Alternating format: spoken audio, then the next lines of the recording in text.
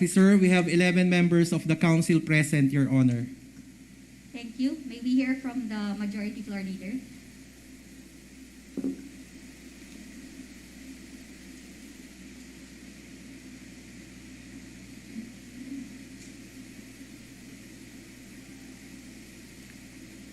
Salamat po, Madam Presiding Officer. First, I would like to make a manifestation, also an announcement.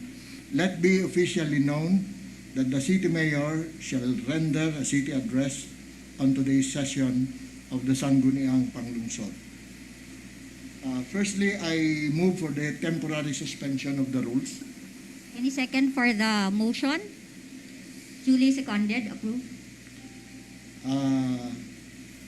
Also, Madam Chair, I move for the recognition of the following SP members, yours truly, to officially fetch the Honorable City Mayor Roderick A. Alcala to render his city address in this honorable chamber. The following are recognized.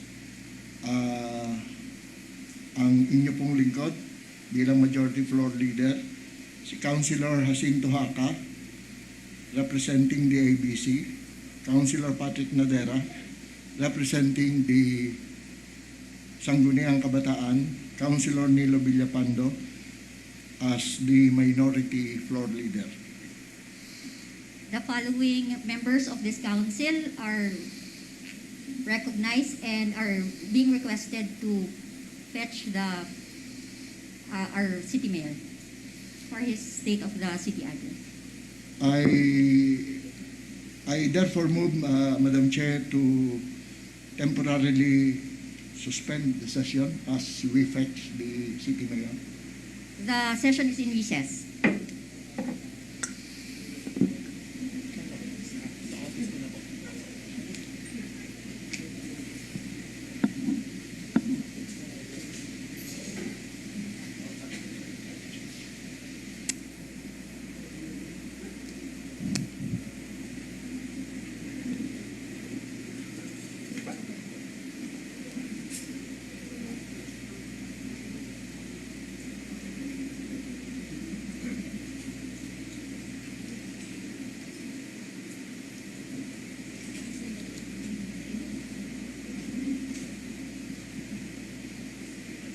Sa ilang sandali ay masasaksihan natin ang huling State of the City Address ni Mayor Roderick Dondon Alcala. Para po sa kaligtasan at sa ikapagtatagumpay ng okasyong ito, manatili po tayong nakasuot ng face mask at face shield. Manatili rin po tayo nakadistansya sa bawat isa. Maaari po tayong pumalakpak sa mga angkop na pagkakataon. Hinihiling din po namin na i-turn off o ilagay sa silent mode ang inyong mga mobile phones. Hinihikayat po ang lahat na tahimik na manatili sa inyong mga pwesto sa buong panahon ng ating palatuntunan. Naway maging makabuluhan po ang ating programa sa araw na ito, hindi lamang para sa mga naririto, kundi para sa lahat ng ating mga kababayan. Maraming salamat po.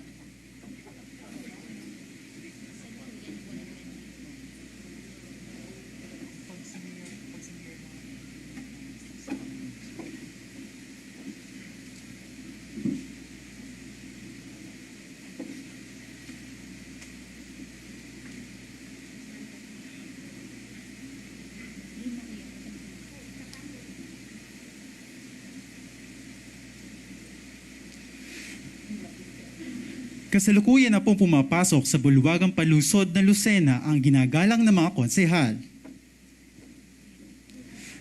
Councilor Patrick Norman E. Nadera, Councilor Jacinto Boy A. Haca, Minority Floor Leader Nilo Q. Villapando, Majority Floor Leader Nicador G. Pedro Jr. Kilalanin po natin si Lucena City Deputy Chief of Police Major Clarence John Erese.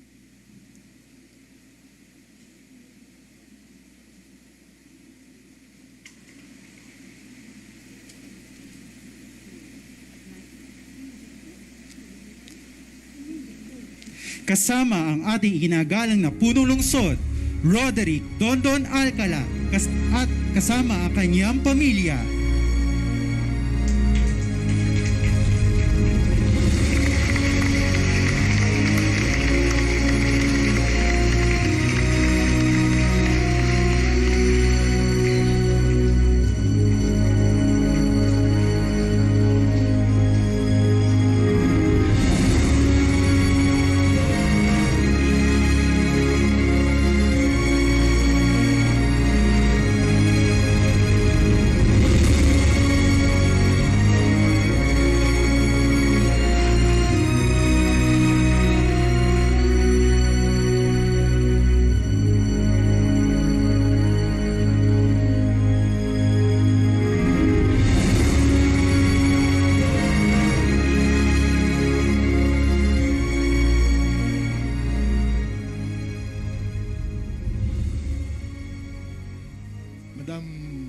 Madam Presiding Officer, I move for the resumption of the session.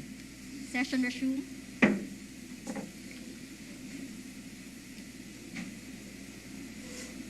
Maraming salamat po and sa pagkakataong ito, akin pong inihahain ang isang motion na nagre-recognize sa guest of honor and speaker for his State of the City address, Lucena City Mayor, Honorable Roderick A. Alcala.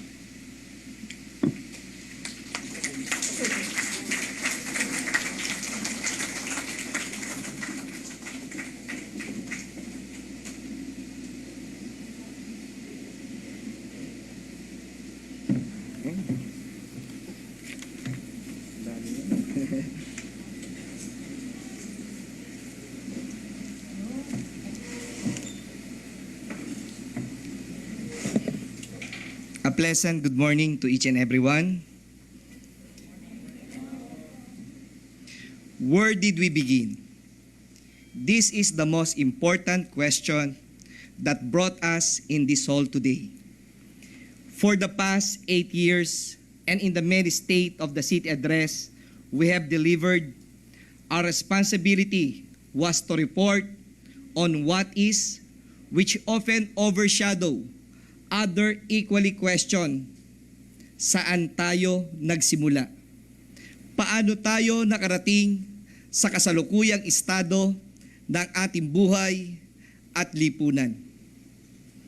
We believe that the true state of the city is assessed more effectively by understanding where we began and measuring the miles that separate us from it.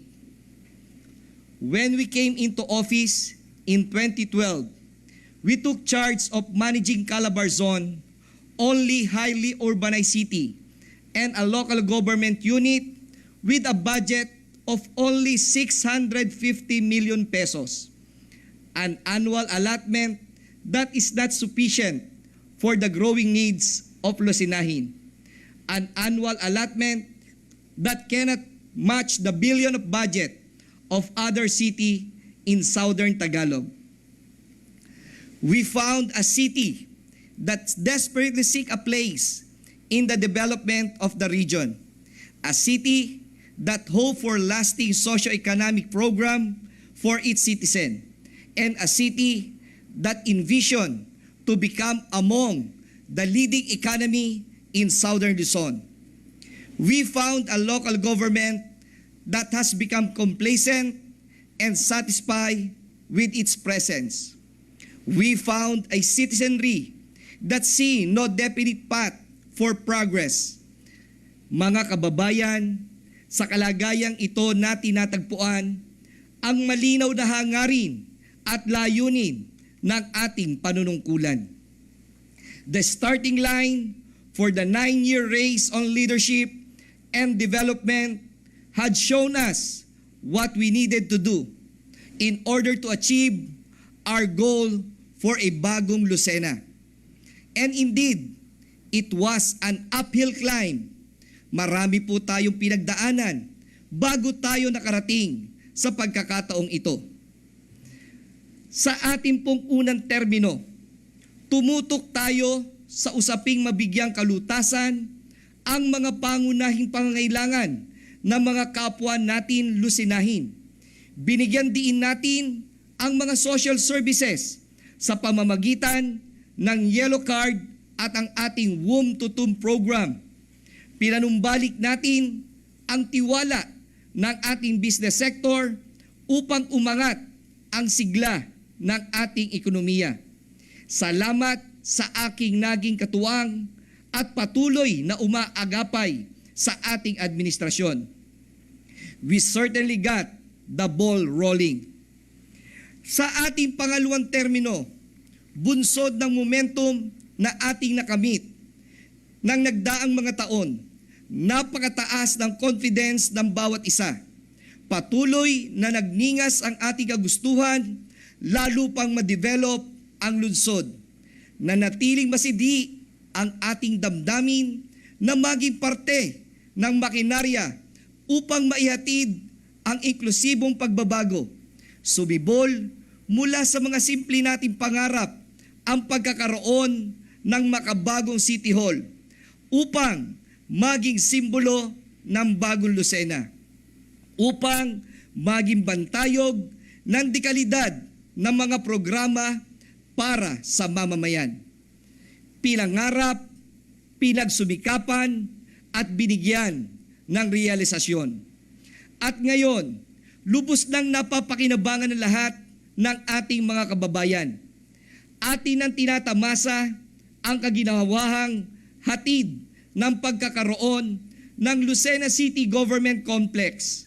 Maaliwalas, makabago, bukas para sa lahat. Ito pong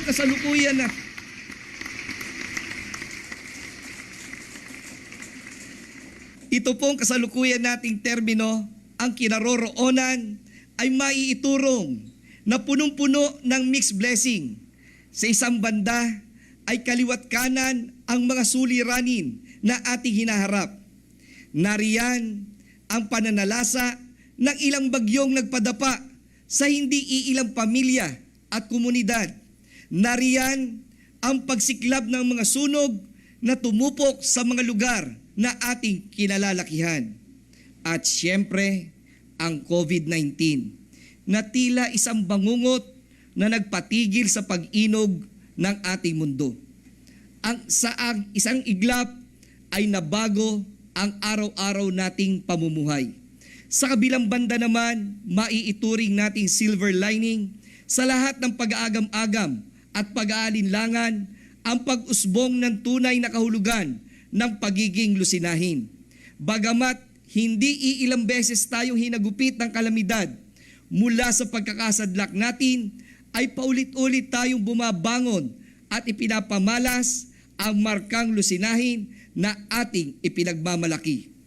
Buhay na buhay ang pagbabayanihan. We can really be proud of our resilience as a family, as a community, as a city.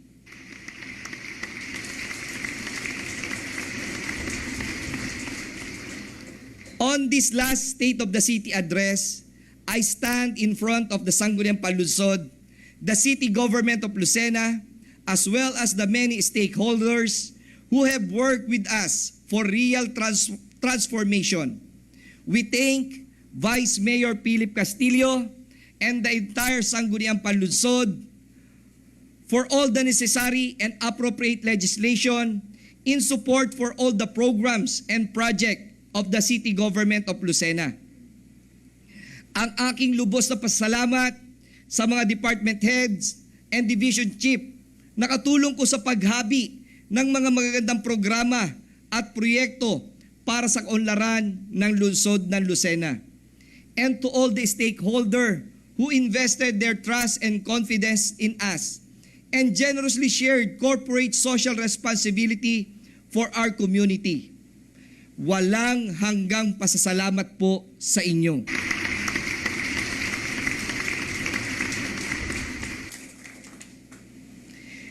Nangunguna po sa atin ang edukasyon. When we talk about progress, we talk about where government investment should go. This means program prioritization and appropriate budget allocation. Ang ating administrasyon ay naniniwala na ang isa sa mga pangunahin at pinakamalaking investment ay nararapat lamang na ilaan para sa edukasyon ng bawat mamamayan. We took the words of Benjamin Franklin when said, "An investment in knowledge pays the best interest." And true enough, we are currently receiving the interest from the investment through the dalubhasaan ng lungsod ng Lucena. Mula sa isang maliit na institusyon pang-edukasyon at isang economic enterprise ng lungsod, binigyan natin ng panibagong mukha ang DLL sa pamamagitan ng City Ordinance number 2481 of 2013. Ang noon ay City College of Lucena na meron lamang 3 bachelor's degree at isang TESDA program ay pinangalanan na nating dalubhasaan ng lungsod ng Lucena. Through DLL, we established a community college that offer free quality tertiary education, a first in Quezon.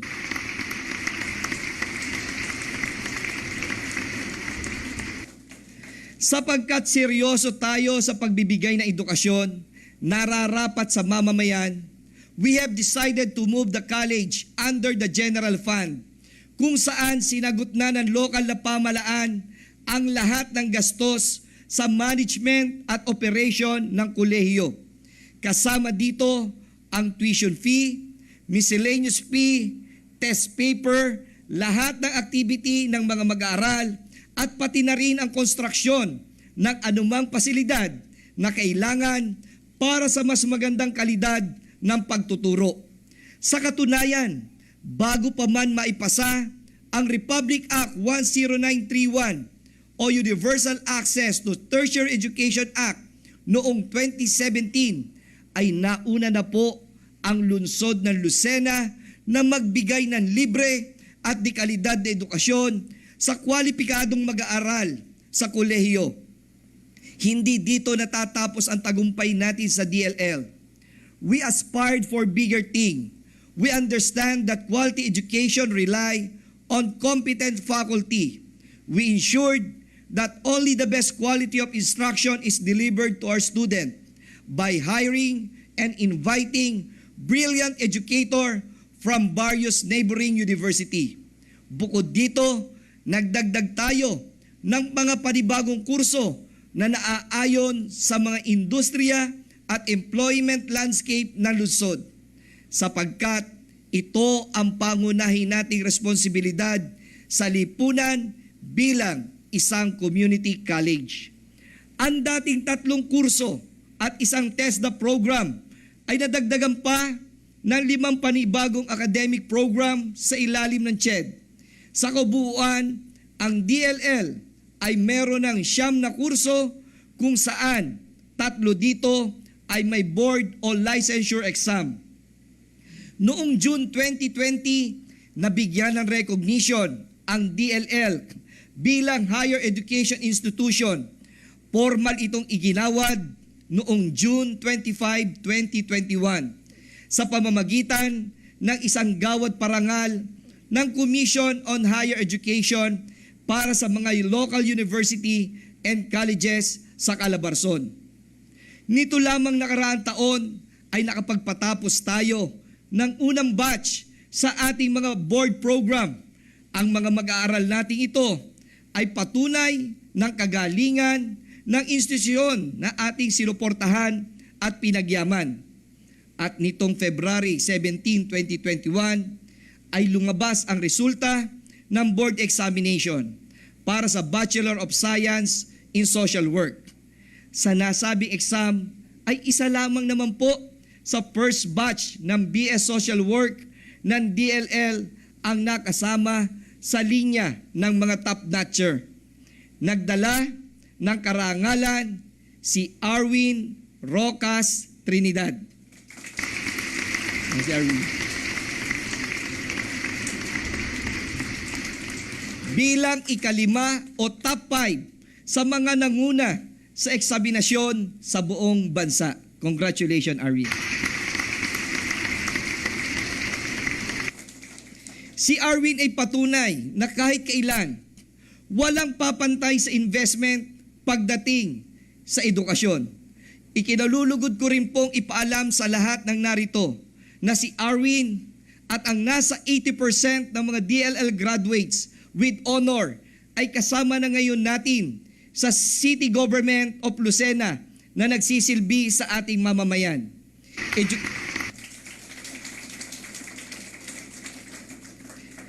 Education to employment, iyan ang ipinangako natin sa mga mag-aaral ng dalubhasaan na patuloy pa rin po nating ipinapatupad.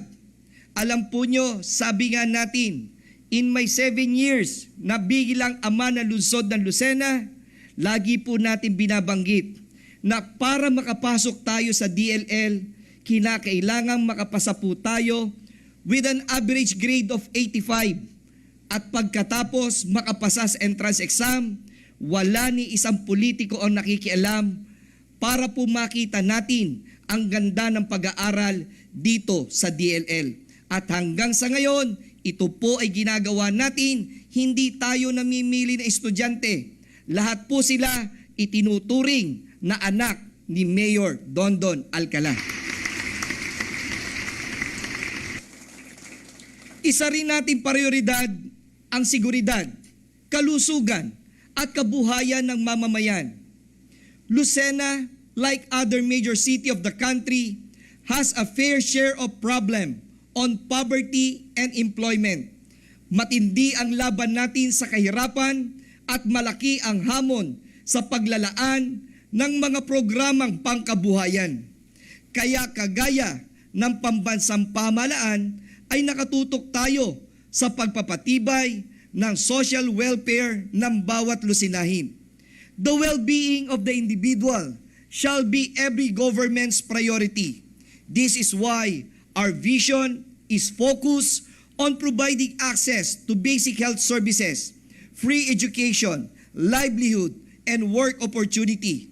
These are the most basic of all community needs, and yet they require the best, well-crafted, and most enduring program. Una po kay Mayor Dondon ang mabigyan ng nararapat na suporta at atensyon ang ating mamamayang higit na nangangailangan.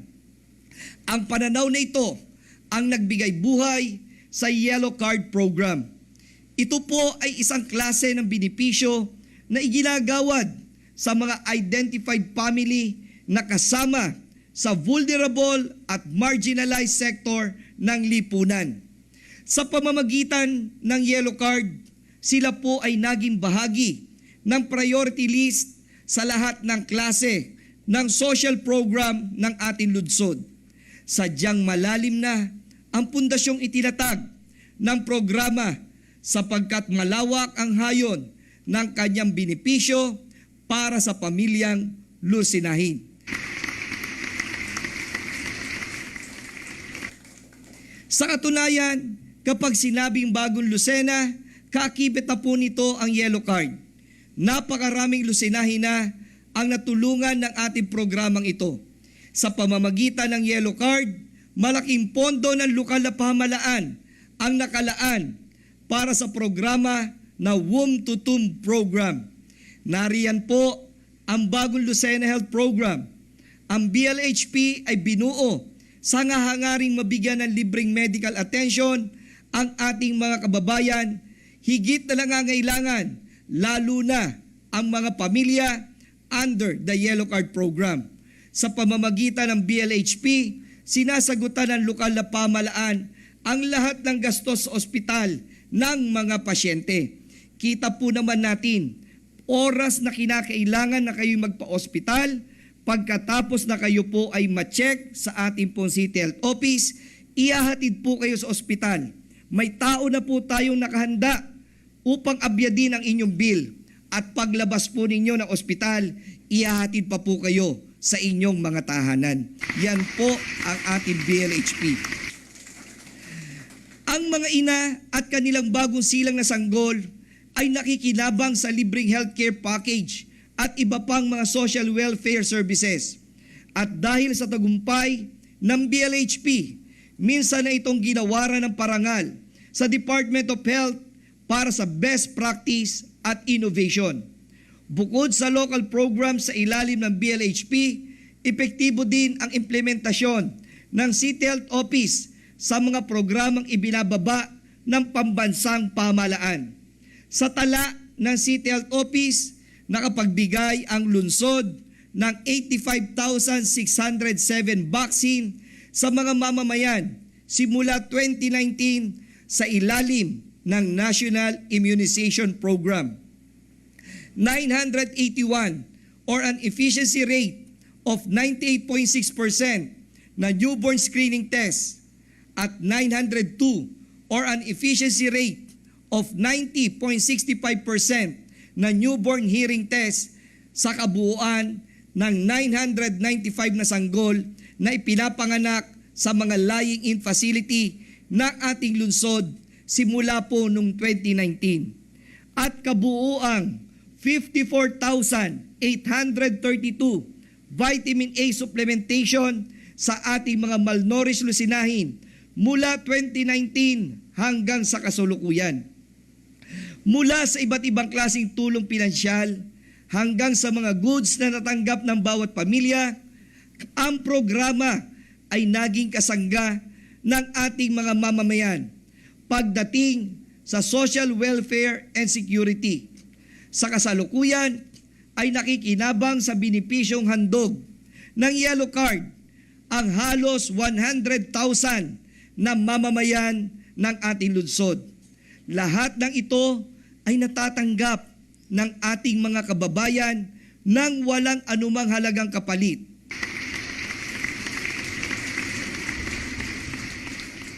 Apart from the BLHP, we also have program to address other needs of the community which are provided by the Office of the City Mayor.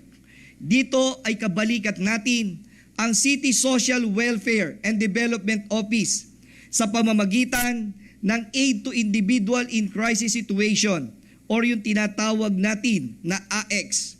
Ang AX ay inilalaan ng aking tanggapan para sa iba pang mga pangangailangan ng ating mga kababayan. Sa nakalipas na mga taon, ito na po ang naibigay nating tulong sa AX. 5,948 na assistance for medical and laboratory tests. Financial assistance sa hospitalization sa 6,573 na pasyente.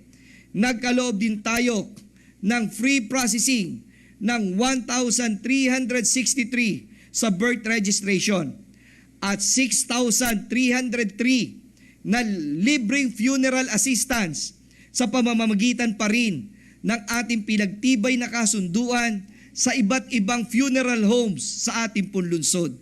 Samantala, sinasagutan din ng ating lokal na pamahalaan ang libreng palibing sa ating kababayan. Sa kasalukuyan, meron po tayong 7,113 na namayapang lusinahin ang nakinabang sa programang ito sa Bagong Lucena Public Cemetery. Sa kabuuan, ulat ng tanggapan ay nakapagbigay tayo ng tulong na umaabot sa kabuuang halaga na 72,552,922 pesos and 72 centavos. Sa ilalim po ito ng AX sa nakaraang 6 na taon. Nagtagumpay din tayo sa paghahandog ng taunang birthday cash gift sa halagang 500 piso para sa 22,568 na senior citizen at 8,000 na person with disability. Isang programang una at pinakamatagumpay sa buong lalawigan ng Quezon. Hindi lamang po yan. Kung makikita natin, kasama pa po diyan ang libreng sine, kasama pa po diyan ang iba pang benepisyo. Yan po ang ibinibigay natin sa ating mga senior citizen at sa ating mga person with disability. Akin pong iyayabang na dito po ito nauna sa ating lungsod.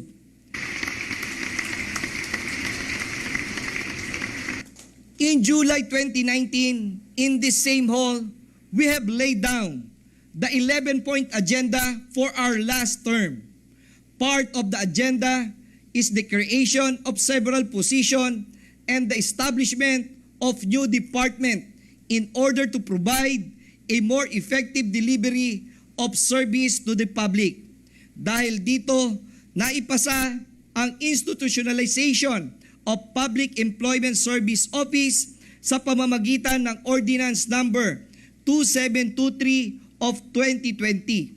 Sa pinagtibay na peso, nabigyan lalo natin ng focus ang implementasyon ng Ordinance Number 2712 kung saan nakasaad na dapat ang 80% ng ating mga empleyado sa lahat ng negosyo at establishmento ay mga Lucenahin. Peso has become an important key player in our socio-economic program. Ilan lamang sa malalaking accomplishment ng peso nitong nakaraan, 2 taon ay ang 98% employment placement from July to December 2019, 60% employment placement rate in 2020, 58% employment placement rate from January to July 2021. Bukod sa pagtutok sa local employment, ang peso ay naging daan upang mas mapalakas ang pagtutulungan natin sa mga national government agency at diretso nating natanggap ang napakaraming programa ng Department of Labor and Employment.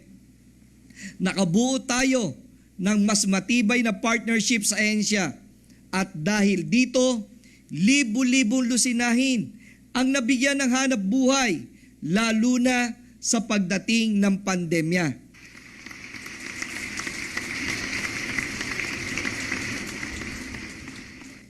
Dahil sa napakalaking tulong at tiwala ng DOLE na ibaba sa ating lungsod ang halos 1,400 na tupad upang magbigay ng serbisyo sa iba't ibang ahensya at sangay ng lokal na pamahalaan.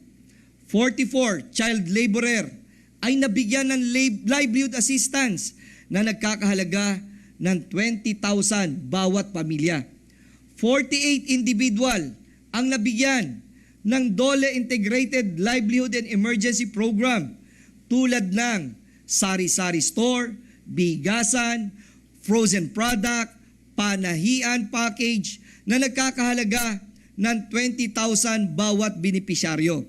Higit na 590 na government internship program beneficiary sa kasalukuyan at meron pang karagdagan na 525 beneficiary ang naka-enroll sa programa. 33 GIP hired under mission raise or rebooting activity through community engagement kung saan nagsasagawa ang lokal na pamahalaan ng survey sa mga industriya sa ating lungsod. Assistance sa higit na 1,300 returning OFW at higit 150 na locally stranded individual sa pamamagitan ng Hatid Sundo Program. Hindi dito natatapos ang programa ng DOLE sa ating lungsod. Dahil na rin sa sipag at determinasyon ng ating pumpeso, ay bababa sa ating lungsod ngayong buwan ng Agosto si DOLE Secretary Silvestre Belloc upang igawad ang motorboat for coastal barangay at 100 bisikleta para sa pangkabuhayan ng individual beneficiaries. Katulad ng peso, ipinagmamalaki din ng inyong lingkod ang isa pang malawakang programa sa pabahay. Sa pangunguna naman po ng Urban Poor Affairs Division na ngayon ay ganap ng isang departamento ng lokal na pamahalaan, ang Office of the Urban Poor Affairs. Sa aking paniniwala, ang tahanan ay simbolo ng dignidad at tatag ng pamilya. Ito ang unang linangan ng pagkatao ng isang mamamayan bago pa man siya maging bahagi ng ating lipunan. Sinabayan natin silang mangarap at dahil dito ay nabuo ang kauna-unahan nating socialized housing project na Don Victorville. We are proud to say that in the entire Southern Luzon, Don Victorville is the first socialized housing initiative of a local government in partnership with Pag-ibig Fund.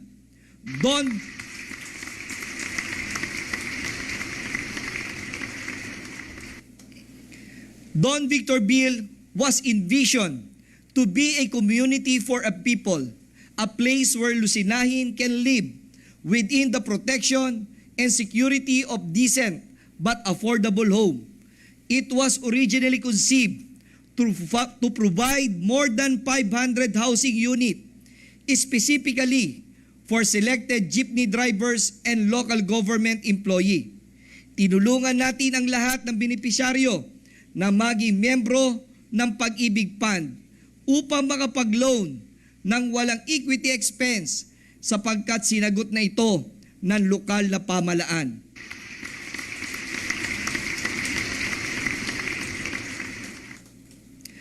At ngayon ay malugod naming iuulat sa inyo na ang Don Victorville ay isa ng ganap na malaking komunidad. As of today, a total of 197 Pag-ibig and LGU-funded housing unit had been awarded to beneficiaries. We are also expecting the completion of 120 more units before the end of the year. All this thing with a total funding allocation of 131,293,750 pesos. Dahil sa ating pagsisikap, kasama ang Office of the Urban Fair Affairs, ay nabuo ang partnership ng lokal na pamahalaan at Department of Housing Settlement and Urban Development o dati pong HLURB. Ito ay nagbibigay daan upang pondohan ng Aboitiz Land ang land development ng Don Victorville sa halagang 74,239,360 pesos. Kaya naman, mula sa orihinal na halaga ng lupa na 1,250 per square meter, ay napababa pa natin ito sa halagang 520 pesos para sa ating mga benepisyaryo. Under this partnership, each beneficiary shall spend for a monthly amortization of only 2,000 to about 4,000. Sa napakaliit na halagang ito, naitaas natin ang dignidad ng ating mamamayan sa pamamagitan ng disenteng tahanan sa isang fully developed residential area na itinayo sa lupang pagmamay-ari ng City Government of Lucena.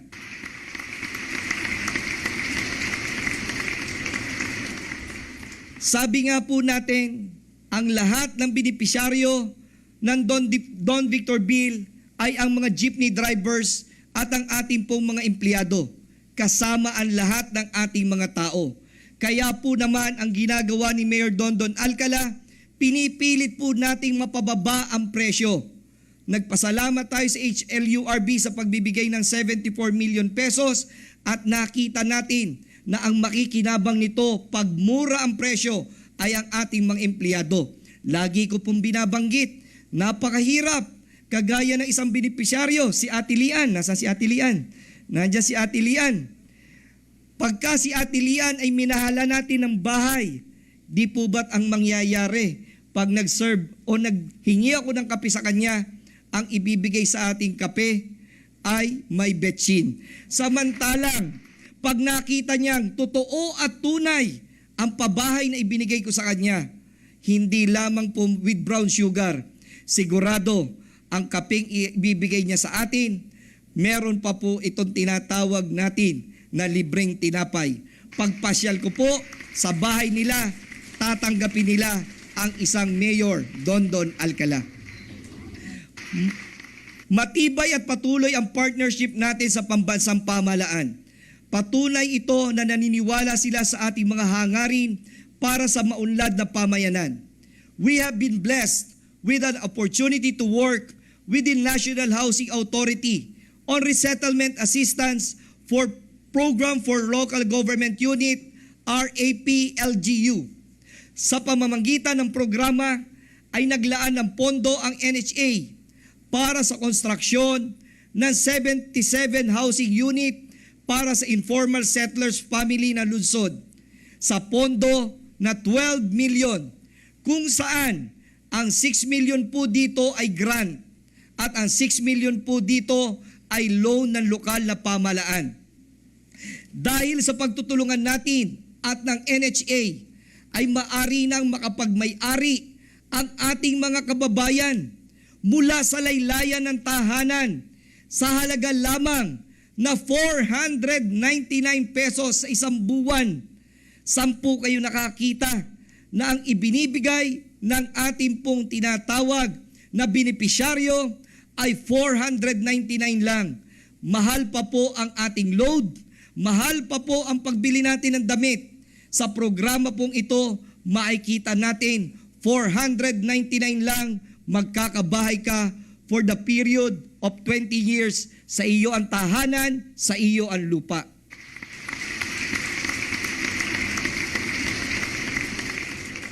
In fact, as of June of this year, 28 units under this project had already been awarded to beneficiaries. Dahil sa tagumpay ng proyekto natin ito, minarapat po ni Mayor Dondon Alcala na mabayaran na ng ating lokal na pamahalaan ang loan na 6 million pesos sapagkat pag nagawa natin ito ay muli tayo mabibigyan ng mas malaking grant at loan na may kabuuang 50 million pesos. 25 million po dito ay grant, 25 million po dito ay loan. Inaasahan po natin na ang halagang ito ay makakapagpatayo ng mahigit na 300 na tahanan para sa ating mga kababayan at ang kanila pong monthly lamang ay 499 pesos.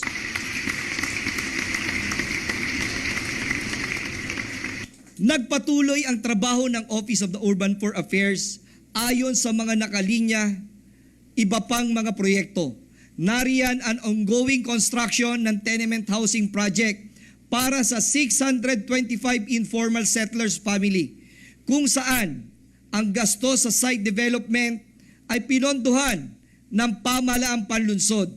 Nariyan ang pagpapatayo ng mga shelter para sa mga victim ng demolition and family affected by government project na may budget na 3,04,606 pesos. Kasama pa ang pagsasaayos ng mga kalsada bilang tulong sa mga homeowners association. Isa pa sa ipinagmamalaki nating accomplishment ay ang ating ibinigay na tulong na freelance survey para sa 7 Urban Poor Association. Ito po ay ang Isla Verde Homeowner Association Incorporated sa Barangay Gulang-Gulang, Barrian 3 sa Barangay Bara, Barangay Ransohan, Purok 3B sa Barangay Dalahican, St. Isidore Homeowner Association ng Barangay Isabang, Purok Rosal Homeowner Association ng Barangay Gis, Sitio Tandok Homeowner Association Incorporated sa Barangay Gulang-Gulang. Sa halip na magbayad pa na aabutin sa 2,500 ang bawat isang pamilya, ay sinagot na ng lokal na pamahalaan ang lahat ng kanilang gastos hanggang sa approval ng tinatawag natin na subdivision plan.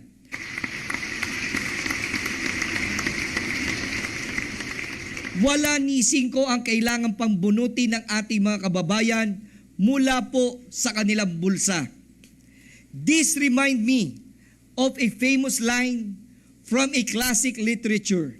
It says that the land is the only thing in the world worth working for, worth fighting for, worth dying for, because it's the only thing that lasts. Kaya naman malaki ang pagpapahalaga ng isang Mayor Dondon Alcala sa karapatan ng bawat tao na mangarap at magmay-ari ng sariling tahanan at lupa na pagtatayuan po nito. Kagaya po ng ating pong ginagawa, lahat ng binibili po nating lupa, masasabi na napakagaling tumawad ng isang Mayor Dondon Alcala. Kita po natin ang ating acquisition of land for various school building.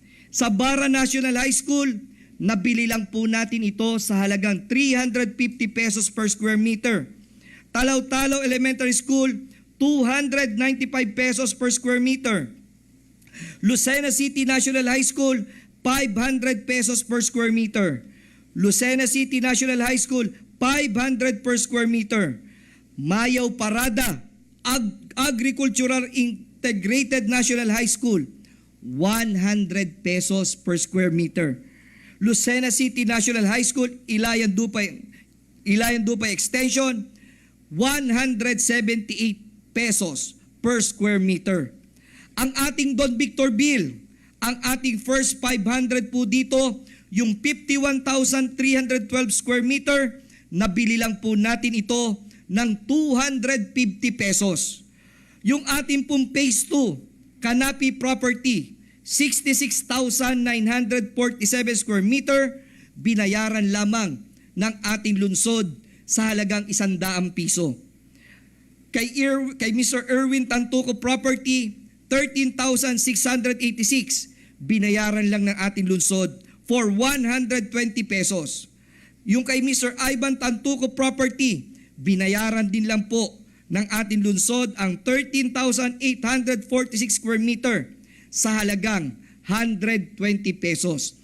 Ibig sabihin po kasi nito, wala po sa isip ni Mayor Dondon Alcala ang magpatong o magdagdag sa presyo dahil ang dapat makinabang nito mamamayan ng lungsod ng Lucena.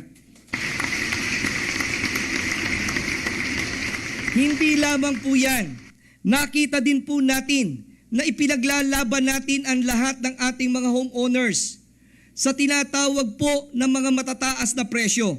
Ipinaglaban ni Mayor Dondon Alcala ang St. Agnes Homeowner Association na dati ang presyo ay 1,500 per square, nagi po itong 700 pesos per square meter. Ang Villa Apolonia Abes Homeowners from 1,500 naging 700 per square meter. Ang Upright Homeowners from 1,000 nagi po itong 700 per square meter. Ang Green Journey from 2,500 to 1,500. Ang Tam-Isan Homeowners from 800 to 500 pesos. Ang Garcia Seafront from 1,200 to 800. Garcia Mendoza Homeowner Association from 1,200 to 800. Ang ating pong Pilipos from 1,000 to 500. Ang Sunrise Village from 3,500 to 2,500. At marami pa pong iba ang nasa isip at ang ating pagbibigay sa negosasyon. Lagi ko naman pong binabanggit sa mga may-ari ng lupa na ni 5 walang ipinapatong si Mayor Dondon Alcala.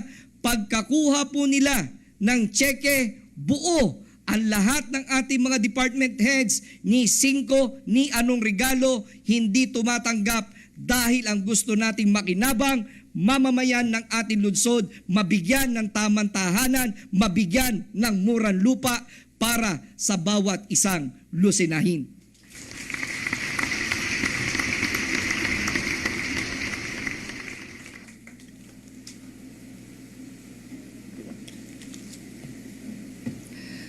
Ang respetong ito, ay ituturing natin na sandigan ng bawat mamamayang lusinahin na palagi nyo akong kasama upang protektahan, hindi abusuhin, igalang, hindi pagsamantalahan, at higit sa lahat ay kilalanin, hindi agawin ang mga karapatang ito tulad na ginagawa ng ilang umaabuso sa kapangyarihan. Matagumpay ang ating hangarin sa infrastruktura. It may be a wonder to many why we have given so much prioritization to public infrastructure. Well, the answer is simple. To move faster toward progress, you need a mechanism to get you there. As the Indian Parliament member Rahul Gandhi explained it, a rising tide doesn't raise people who don't have a boat. We have to build the boat for them. We have to give them the basic infrastructure to rise within the tide. What we have done in the last 8 years serve as our contribution to the country's vision of the future it wants to build. Infrastructure goes beyond bricks, steel, and columns. It establishes new direction for development. It is a machinery that put vision into reality. This hall, for example, was just a vision, and so is the Lucena City Government Complex that has been providing effective public service since 2017. The road that leads here, the house that had given hope and security to our beneficiary, the Lucena City Public Market, and the escalator that made it easier to access, the new highway that helped so many industries and community, the restored heritage building, which is the old City Hall, the new classroom, an important facility for the growing population of Dalubasaan ng lungsod ng Lucena. The dignity we added to law enforcement through the new Lucena City Police Station. The greater accessibility to healthcare service in the new City Health Building. And the Lucena City Convention Center and Sports Complex, which shall serve as our pride in the years to come. Let us remember that all these are made real by infrastructure. Sa nakaraang 2 taon ay nagpatuloy ang mga proyekto nating pang-infrastruktura base sa pangangailangan ng iba't ibang sektor. At ngayon, ilan sa mga proyektong ito ang naisakatuparan na at pinapakinabangan na ng mamamayang Lucinahin. All this reflect the infrastructure development plan under the national government Build program. Una sa lahat ay malinaw sa akin ang napalaking ambag ng mga kalsada sa kaunlaran ng komunidad. Kaya naman sa pagsabak natin sa ating huling termino nitong 2019 ay agad tayong nagplano. We identified 34 road network project for our barangay. Ikinalulugod ko pong ibahagi na 5 sa 34 na ito ang natapos na at napapakinabangan na ng ating mga kababayan. Ito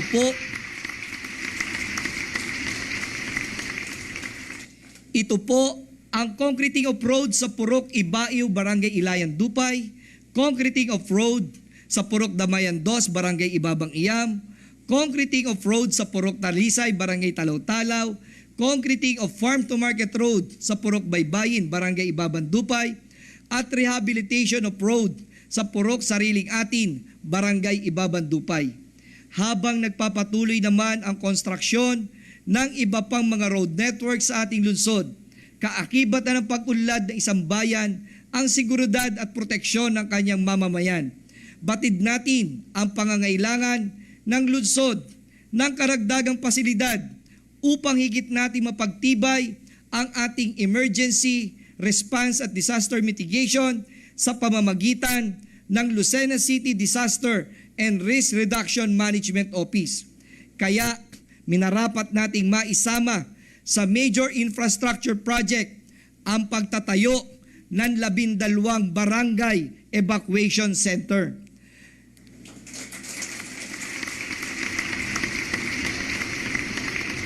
Anim na proyekto para sa flood control, drainage system, and repropping at ang tinatawag natin na Lucena City Command Center. Handog ng Command Center ang technology para sa advanced response system sa anumang klaseng sakuna, aksidente o emergency situation. Kasama sa proyektong ito ang paglalagay ng mga CCTV sa mga kalsada at strategic location ng ating lungsod. Ang pinakamahalagang feature ng Command Center ay ang Eagle Eye.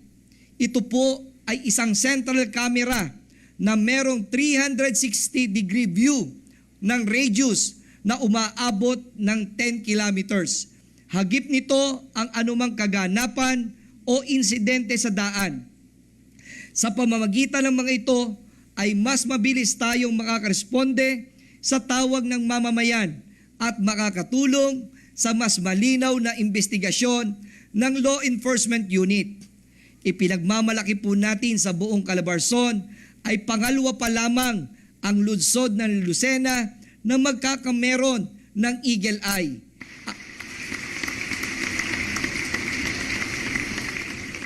At ngayon po ay ikinagagala kong ibalita sa inyo na ongoing na ang konstruksyon ng ating pong tinatawag na Command Center. At dahil bahagi ng peace and order at public safety ang kaligtasan ng ating mga daan para sa mga motorista, minarapat na inyong lingkod na maisama sa proyekto ang patuloy na installation ng street light sa mga kalsada. Patungkol pa rin sa seguridad ng ating lungsod, nais ko pong iulat sa inyo na nagbigay tayo ng donasyon na 1 hektaryang lupa para sa pagtatayo ng Directorate for Integrated Police Operation Southern Luzon or DIPO SL na itatayo sa Barangay Mayaw, Kanluran. Ang deed of donation ay matagumpay natin nilagdaan noong 3 ng Hunyo 2021.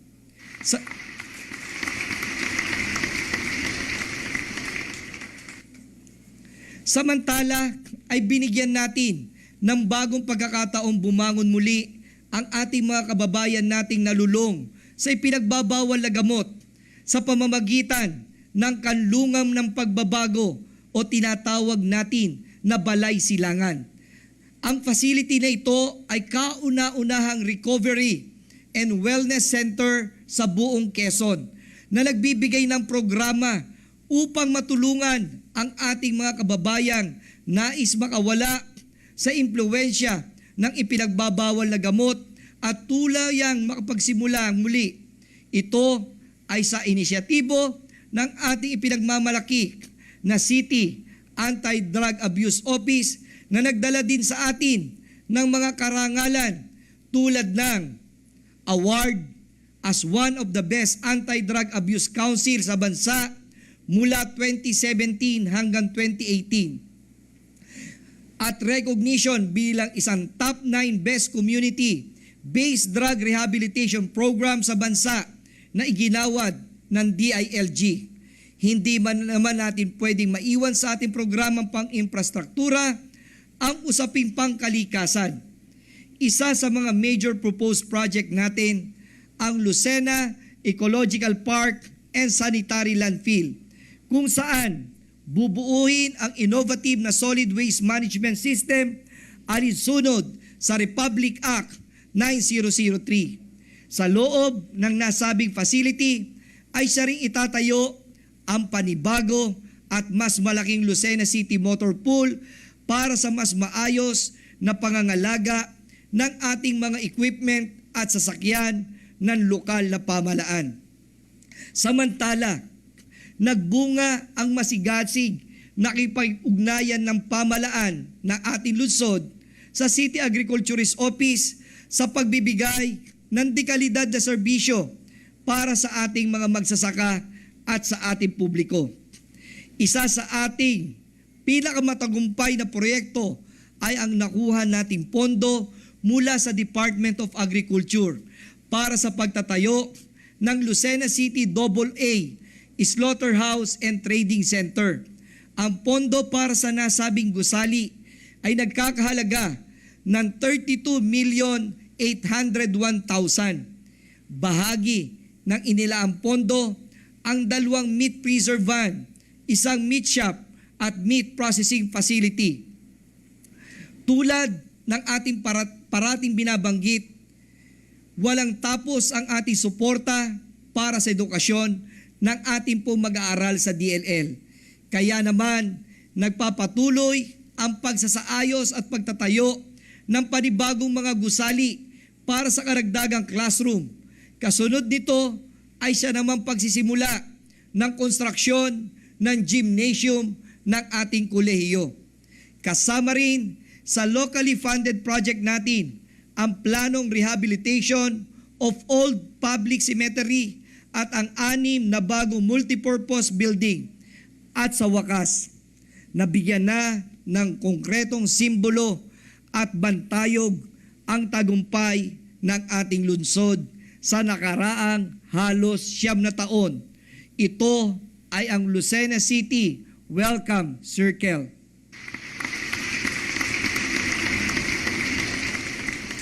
The Welcome Circle shall remind us that we did not stop aspiring for bigger things. Malaki rin ang suporta na natanggap ng lungsod ng Lucena sa pambansang pamahalaan sa pamamagitan ng Local Government Support Fund. Ilan sa mga tumatak na proyekto nitong nakaraang 3 taon ay ang Lucena Twin River Mini Park sa Barangay 3, ang matatapos na konstruksyon ng Lucena City Promenade sa Pleasantville Subdivision, Barangay Ilayang-Iyam, at ang magsisimulang City Promenade by the Bay sa Barangay Talaw-Talaw. Tunay na malakas ang lokal na ekonomiya. We have come so far. I say this with great confidence and without a shadow of doubt. We have come a long way.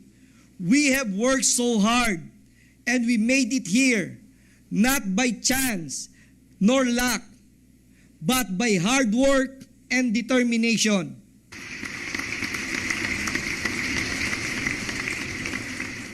Now, the bigger question is how. Again, the answer is simple. 9 years ago, we found a city hopeful for progress, and we invested in that hope with a concrete plan for development.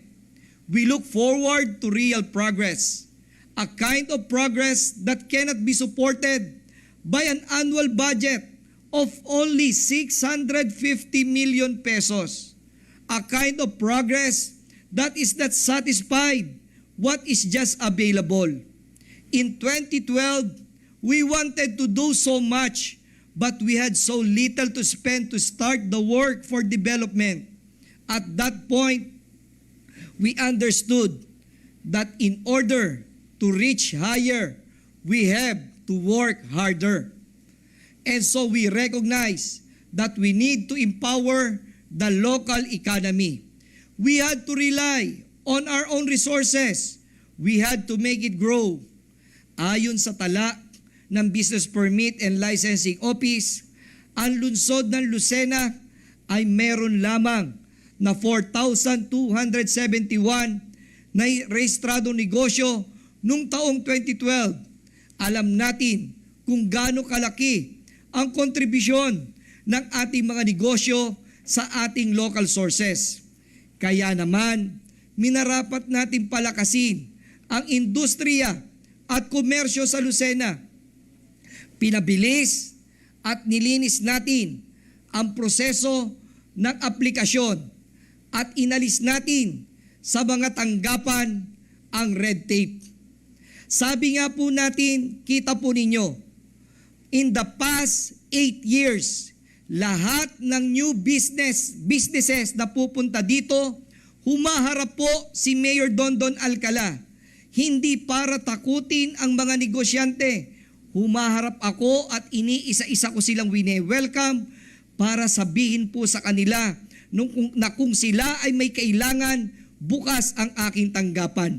Binabanggit ko din sa kanila na bawal magbigay ng kahit na ano sa kahit na anong empleyado dito sa ating lungsod. At kung merong magpapahirap sa inyo, sabihin ninyo kay Mayor Dondon Alcala at ako mismo ang tutulong sa bawat negosyante na papasok sa lungsod ng Lucena.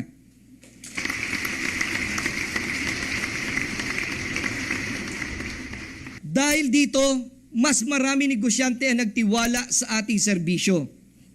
And as of July 2021, ang lungsod ng Lucena ay meron na pong kabuuan na 5,333 registered businesses. This show an increase of 25% in the number of business from 2012. Ang mga negosyong ito ay rehistrado sa BPLO at nakapagdala ng income sa atin sa pamamagitan ng kanilang business tax. Malagod po nating ipinagmamalaki na dahil sa pagdagsa ng iba't ibang investor at paglakas ng komersyo sa ating lungsod ay tumaas ang ating revenue collection. Ang paglakas ng komersyo at investment sa lungsod ay sinabayan na din ng sipag at tapat na serbisyo ng Office of the City Treasurer. Hindi matatawaran ang collection efficiency ng kanilang tanggapan. Mula sa local sources, collection na 353,856,067 pesos noong 2013 ay pumalo po ito ng 639 million pesos 525,956 noong taong 2020. A clear increase of 80.73% in the local source collection in just 7 years.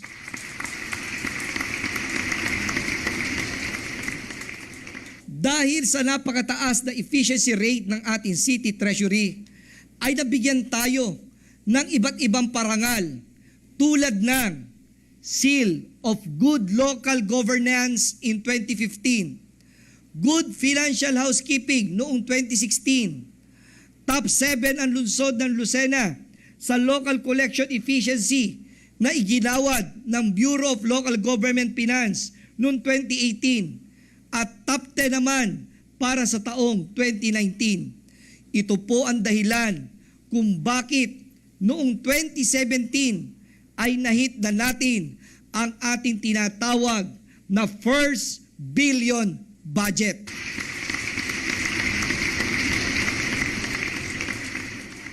With this new milestone, we were able to maximize the use of our fund, which we carefully allocated to program on education, social needs, health, housing, and infrastructure. This has been our commitment to the people of Lucena, and we cannot be more proud and humbled that we were able to deliver. In September 2019, we drafted the master plan for Lucena City in the next 3 years through the executive legislative agenda. Sa ilalim ng nabuong ELA ay nasiguro natin ang landas na tatahakin ng lungsod sa susunod na 3 taon. Subalit, walang nakapaghanda sa atin sa hagupit ng pandemya na nagbago sa ating direksyon. Nothing prepared us for 2020. Nothing prepared us for COVID-19.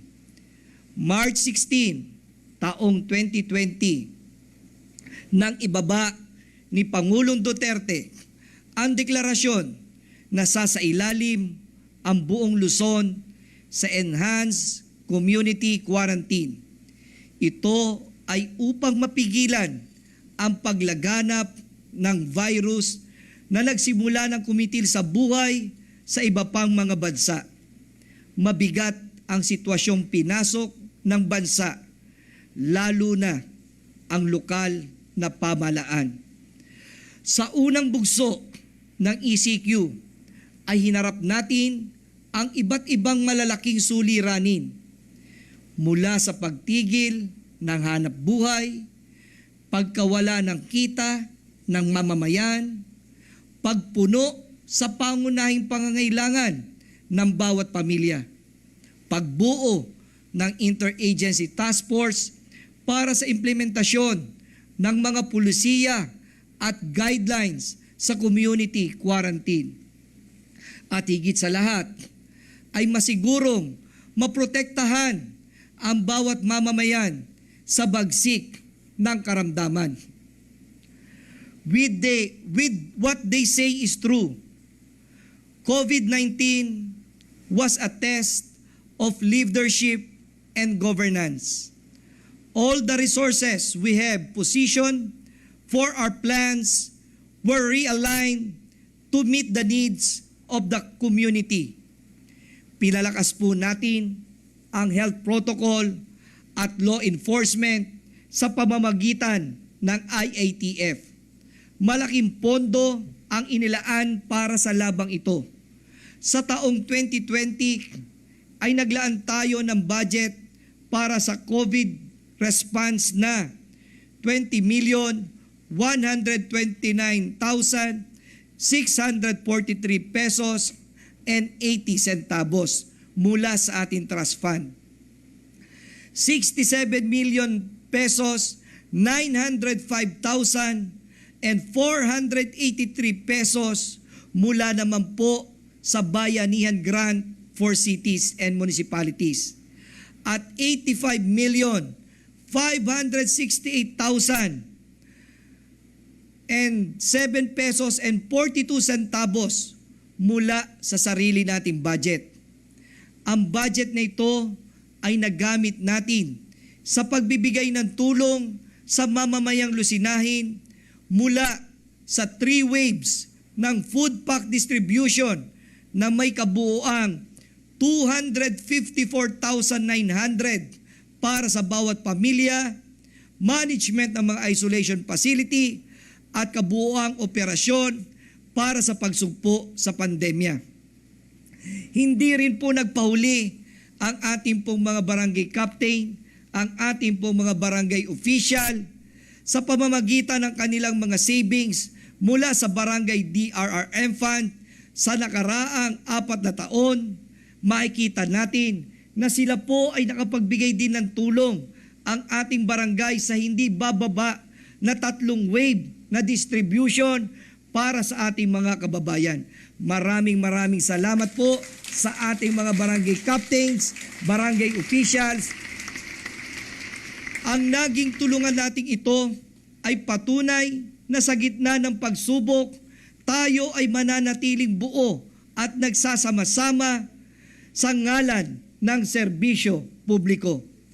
As part of our initial effort to fight the pandemic, we have allotted 6 million pesos in the establishment of the molecular laboratory for COVID-19 at the Lucena United Doctor Hospital.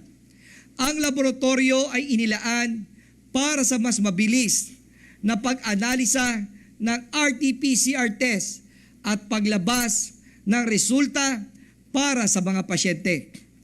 Sa pagtitiwala at magandang loob ni Mr. Lucio Co of Pure Gold Price Incorporated ay nagamit natin ang kanyang property na dating Sulu Rivera Hotel bilang isang PhilHealth accredited isolation facility.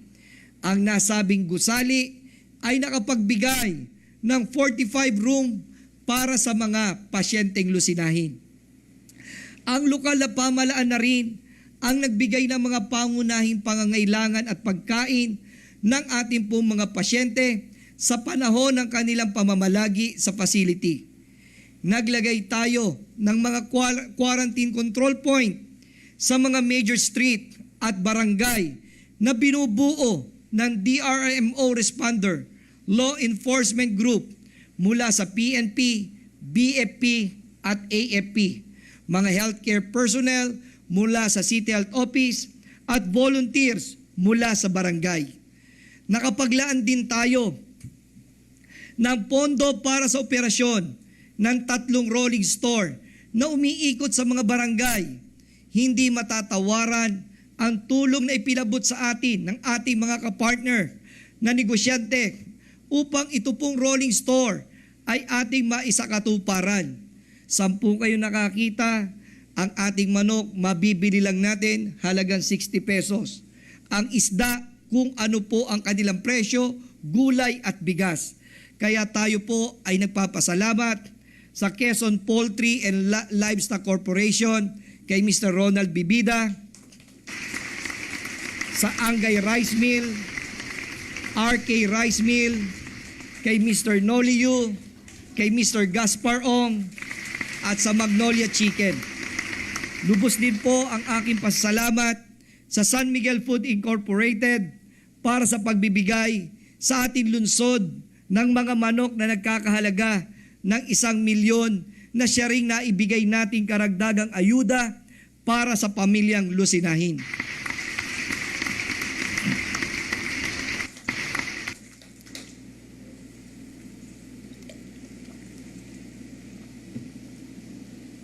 Sa kabila ng napalaking pondo ng ating lungsod, ay hindi pa rin natin magagawa ang lahat ng ito kung wala ang ating mga pribadong mamamayan. Kagaya po ng ating mga negosyante, maraming salamat po sa inyo. At kagaya rin po, nandyan po si Tita Lucy, ang ating mga kapartner, maraming salamat po sa inyo. Hindi matatapos ang aking taus-pusong pasalamat sa inyong lahat. We have now entered a second phase in the fight against COVID-19. Our new challenge is to complete the immunization of our citizens. In March of this year, we have successfully started the vaccination with the aid of supply from the national government. At ngayon ay patuloy ang immunization natin sa ating mga kababayan. Sa tala ng City Health Office, nakapagturok na ang City Government of Lucena ng 11,491 individual para sa first dose at 5,137 para naman sa second dose.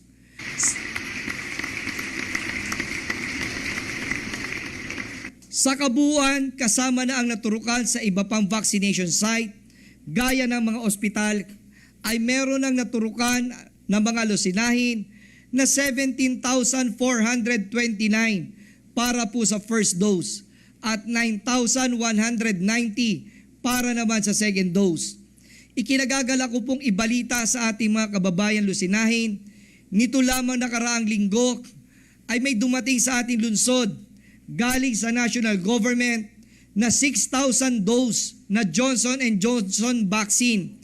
At dahil ang Johnson & Johnson vaccine ay hindi na kinakailangan pa ng pangalawang dose, ay 6,000 ang mamamayan ng ating lungsod ang mapapagkalooban ng complete immunization sa pamamagitan ng unang batch na ito.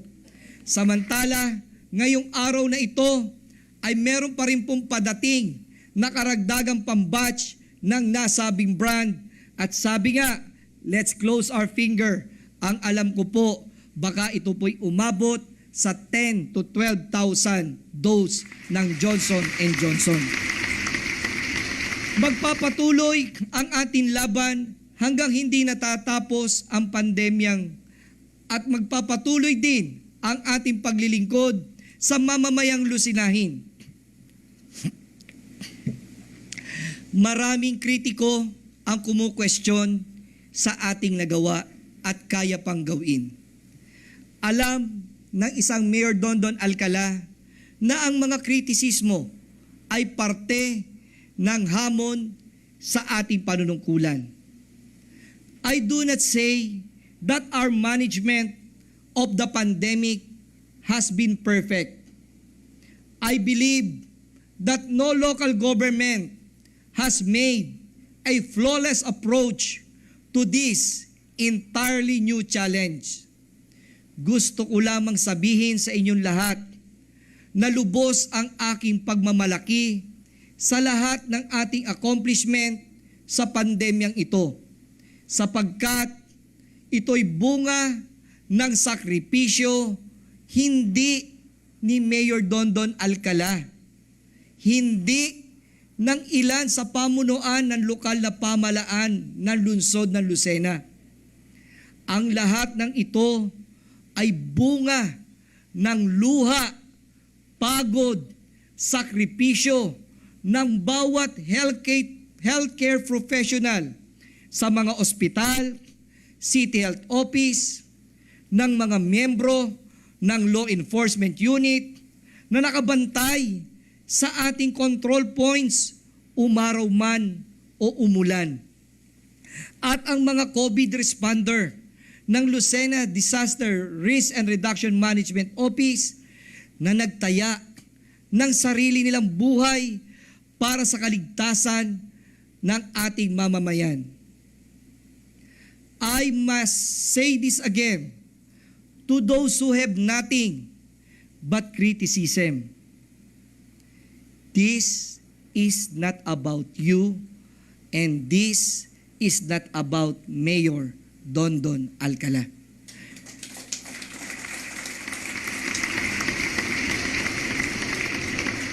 This pandemic and all the challenges that brings are larger than all of us.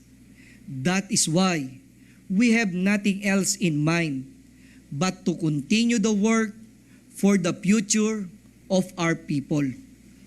Malayo pa ang ating tatahakin para sa kinabukasan. For this last part, I would like to assure every Lucinahin that we have not stopped for working for bigger aspiration. Nais ko po sa huling termino ng aking panunungkulan ay maikasa ang mga proyektong higit na magdadala ng kaunlaran sa ating bayan. Malaki ang aking pasasalamat sa ating pong executive assistant at aking panganay na anak na si Kuya Mark. Sapagkat sa pamamagitan niya ay nabigyan tayo ng pagkakataon na maipresenta ang potensyal na lungsod ng Lucena para sa iba't ibang naglalakihang investment. Siguro po, sabi ko nga, buena si Kuya Mark, meron siyang naging classmate, anak ni Enjap, anak ng mga negosyante, kaya madali po niya akong naihanap ng meeting para sa mga investor sa ating lungsod. Maraming salamat, Kuya Mark. Ang mga negosyong ito ay inaasahang magiging pangunahing economic driver sa ating karagdagang kaunlaran. Nito lamang nakaraang mga buwan ay nabigyan tayo ng oportunidad na makipagpulong sa ilan sa mga pinakamalaking investor sa bansa para sa potential investment sa ating lungsod. Ilan sa kanila ay si Mr. Frederick Go na President at CEO ng Robinson Land Corporation, Mr. Lucio Co, Chairman ng Costco Capital Incorporated, SNR, at Pure Gold Price Incorporated, si Mr. Edgar Enjap Haruda Siyad Jr., Chairman of Double Dragon Properties and Merrimart Consumer. We were also able to get a meeting with Mega World para sa posibleng pagsisimula ng isang township project sa ating lungsod. Gaya ng mga nasabing investment, hindi pa rin nawawala ng pag-asa ang inyong lingkod na sa mga susunod na panahon ay masimulan din ang industrial park na matagal na nating pangarap. Kaya naman nagbuo tayo ng panibagong grupo na tututok sa proyektong ito. And probably the biggest project to put Lucena in a strategic location for urban and economic development is the South Luzon Expressway Toll Road 4 or tinatawag natin na ISLEX TR4. Nais ko pong iulat sa inyo na sa naging pagpupulong ng inyong lingkod kay San Miguel Corporation President Ramon S. Ang noong July 9, 2021 ay napagkasunduan na ang exit ng SLEX TR4 ay ikukonekta sa harap mismo ng Lucena City Government Complex.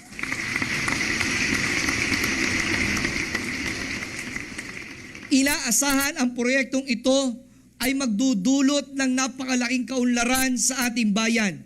Mas makakahikayat ng maraming investor at kalaunan ay magbibigay ng hanap buhay hindi lamang sa mga Lucinahin kundi pati na rin sa mga kalapit bayan.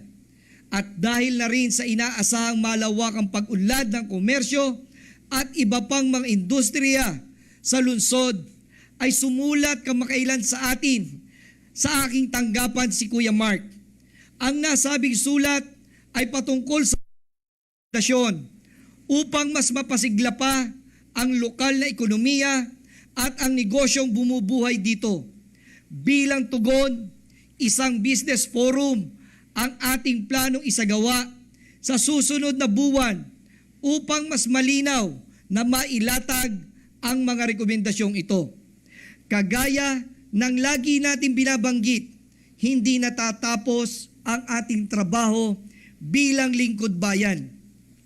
Palaging malayo ang ating tanaw para sa kinabukasan ng ating mga kababayan. Ang lahat ng ito ay alay kong pasasalamat sa mga taong naniniwala at patuloy na nagtitiwala sa ating panunungkulan at hangarin para sa bayan. Sa lahat ng mga kasama kong lingkod bayan sa Sangguniang Panlunsod, kasama si Vice Mayor Philip M. Castillo, Konsihal Anacleto Alcala III,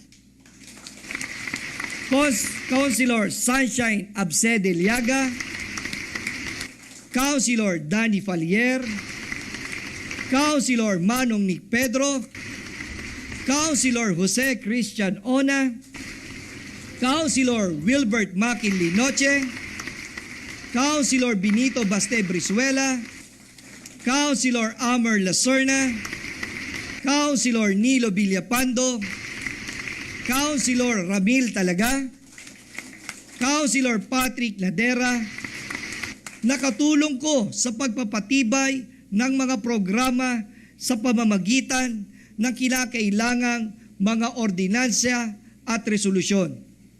Sa ating mga barangay officials na nananalig sa pagbabagong handog natin sa lungsod ng Lucena. Sa atin pong lovable na city administrator, sila mo? Ayan.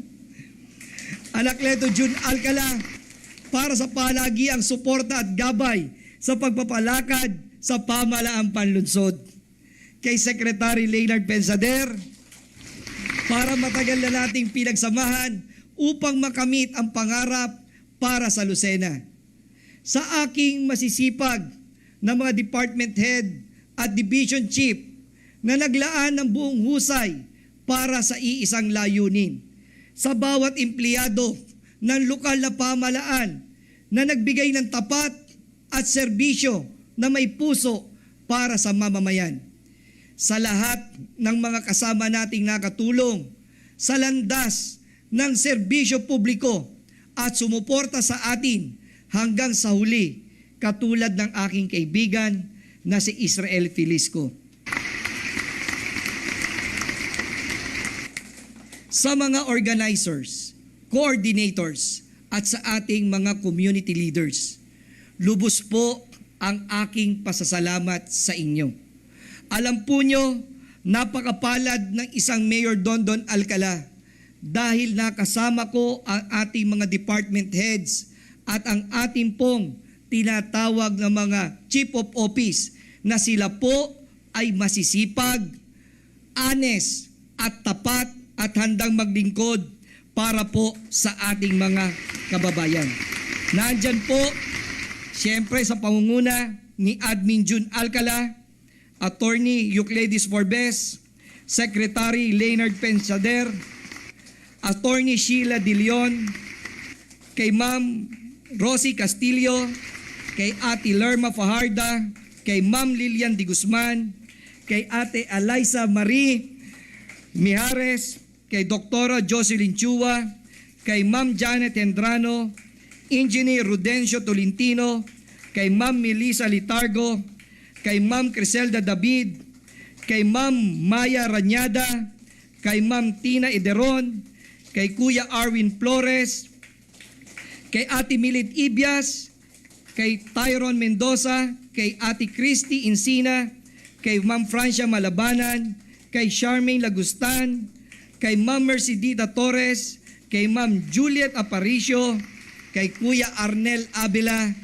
kay paring Oliver Chua, at sa lahat ng ating mga iba pang mga empleyado, dahil ako po ay buenas at mapalad, dahil lang sila'y makasama ko, lahat po sila ay hardworking at masasabi ko po, lahat sila'y matapat at handang tumulong para po sa mamamayan ng lungsod ng Lucena.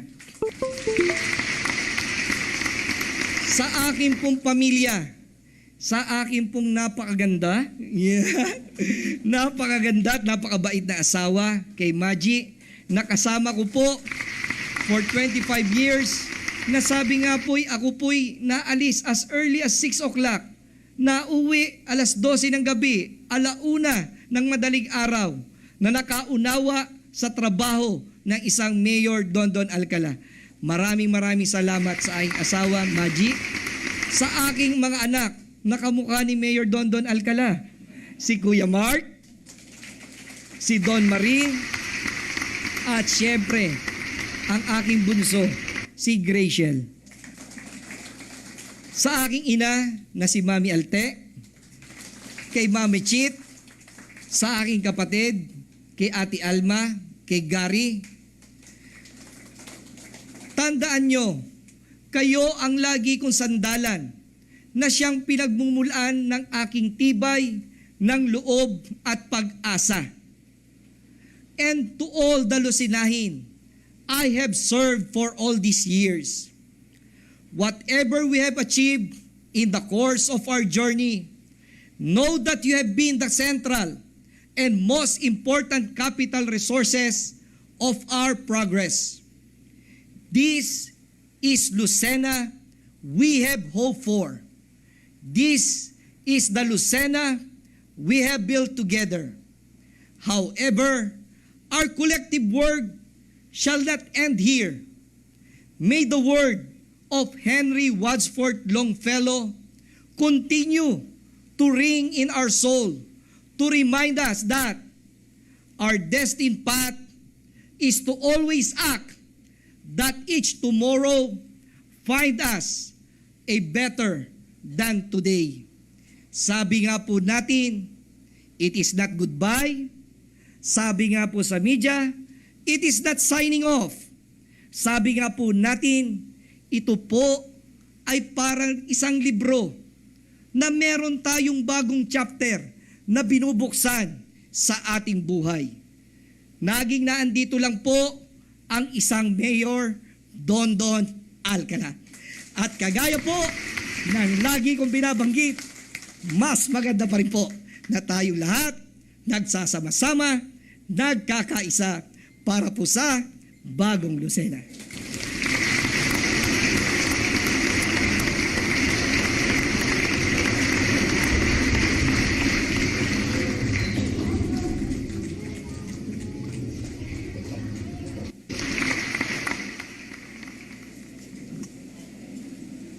Mr. Majority Floor Leader. Sir? Majority Floor Leader. If I may, I would like to manifest the voice of gratitude to the Honorable City Mayor Roderick A. Alcala for his visit and presence today and the rendering as well of his state of the city address in this legislative chamber. It is an eye-opener indeed. Also, palakpakan po natin si Mayor Don. Also, gusto ko pong ibigay ang pasasalamat din sa personal and official family ng ating Mayor Dondon at ganun din po ang pasasalamat ng kapulungang ito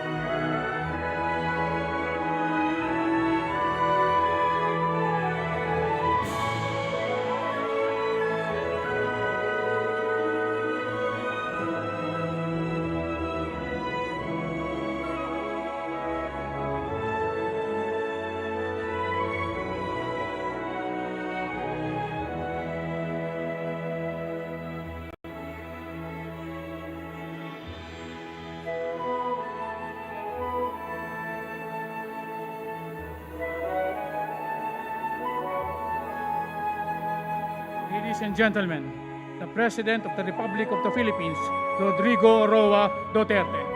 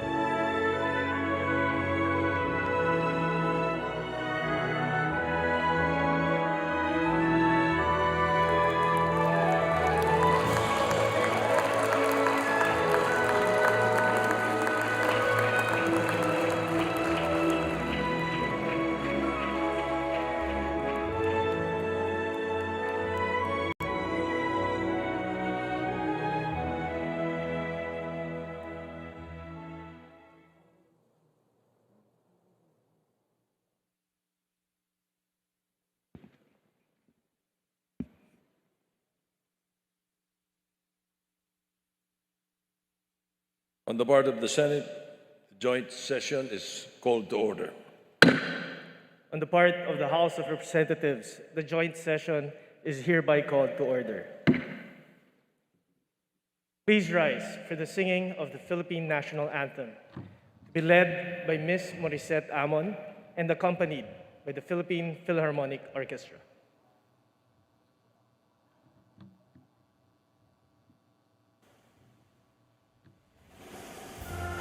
Magiliw, pelas ng silanganan, alab ng puso, sa dibdib mo'y buhay. Lupang hinirang, duyan ka ng magiting, sa manlulupig, di ka pasisiin. Sa dagat at bundok, sa simoy at sa langit kong bangka, may dilag ang tula at awit sa paglayang minamahal. Ang kisap ng watawat mo'y tagumpay na nagdidingding, ang bituin at araw niya kailan kamay di magdidilim. Lupa ng araw ng walhatit pagsinta, buhay langit sa piling mo. Aming ligaya na pagnay ng api, ang mamatay ng dahil sa'yo.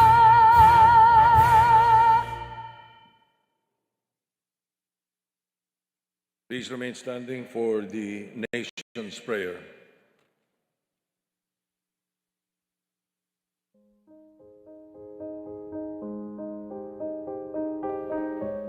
Ama naming makapangyarihan sa lahat, narito po kami upang magpasalamat sa lahat ng biyayang binibigay mo po sa aming mayaman na kalikasan, mga kakayahan at tibay ng loob.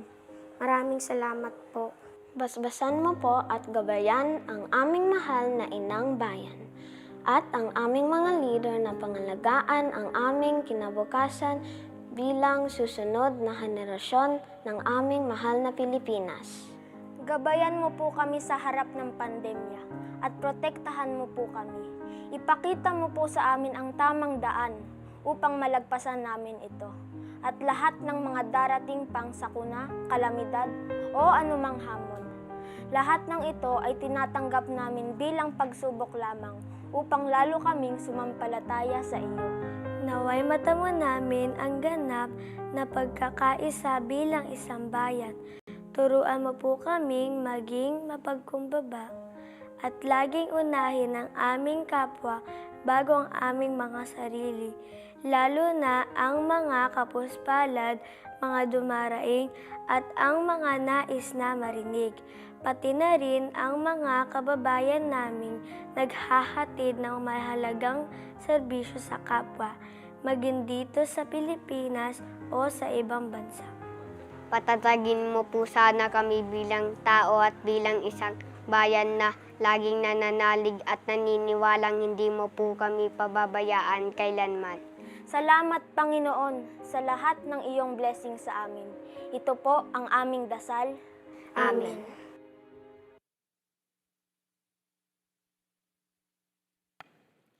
Ladies and gentlemen, honorable members of Congress, the President of the Republic of the Philippines, President Rodrigo Roa Duterte.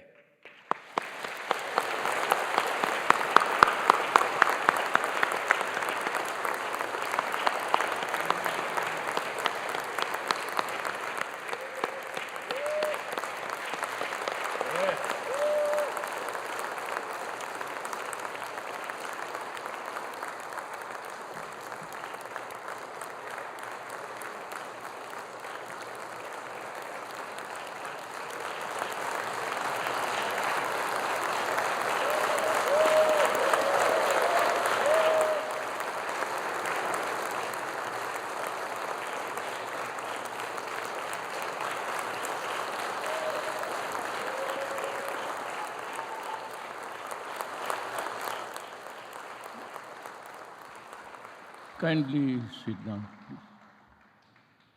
By far, this is the most beautiful Sona crowd that ever happened here. So many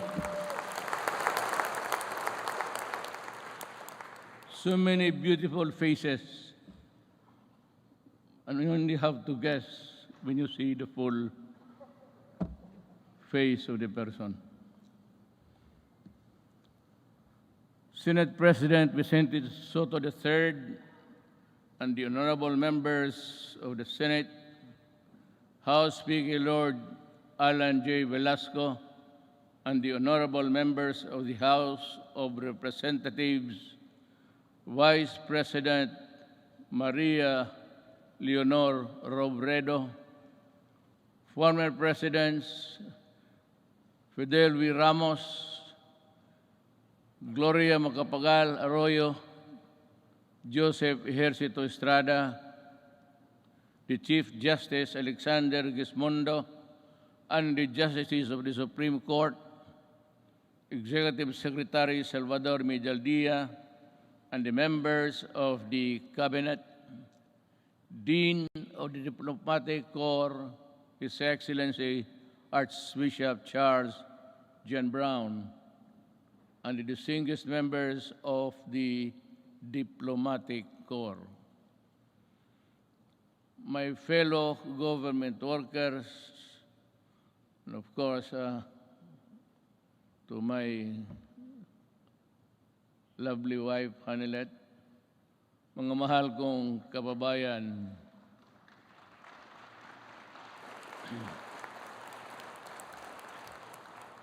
when I assumed the presidency 5 years ago, dominant in my mind were the dreams and visions of a better life for all Filipinos.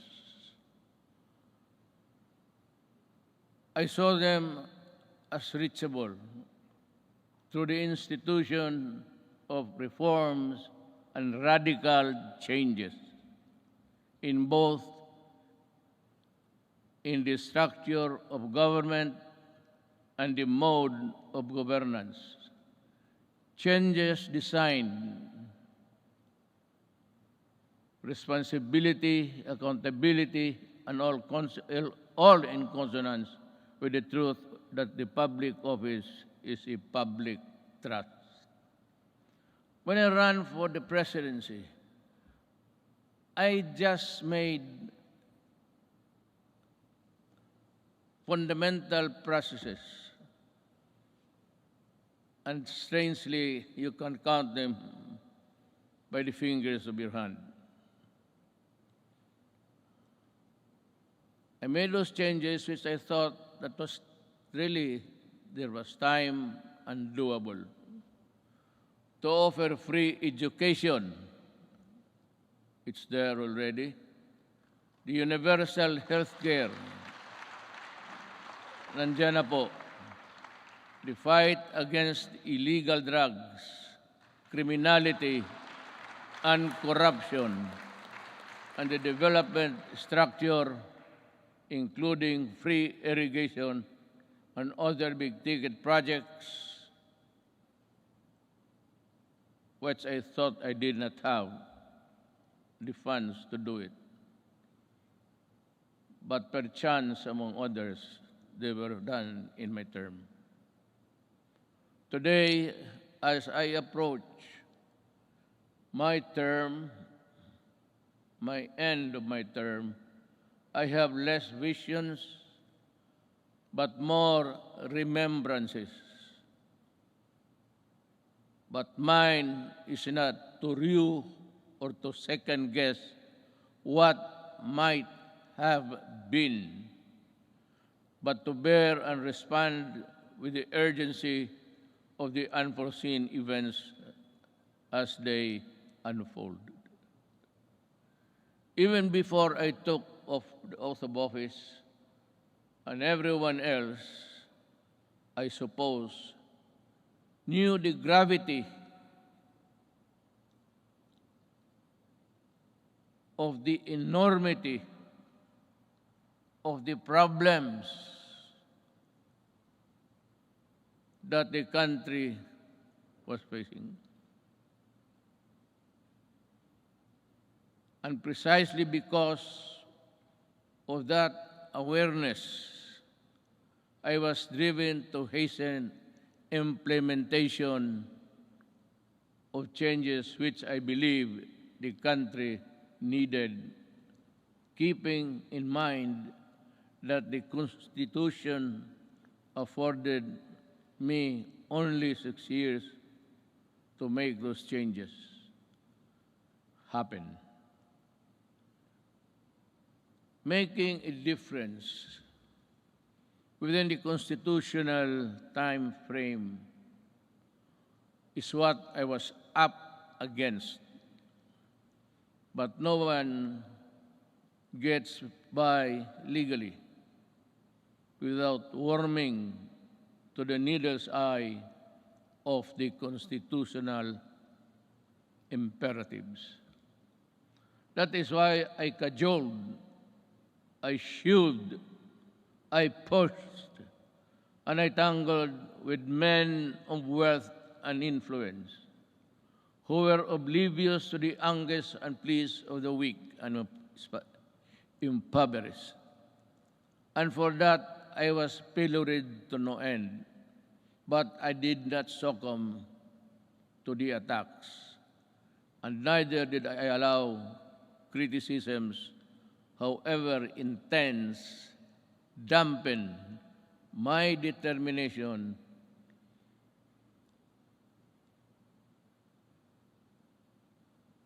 and initiatives, because my purpose was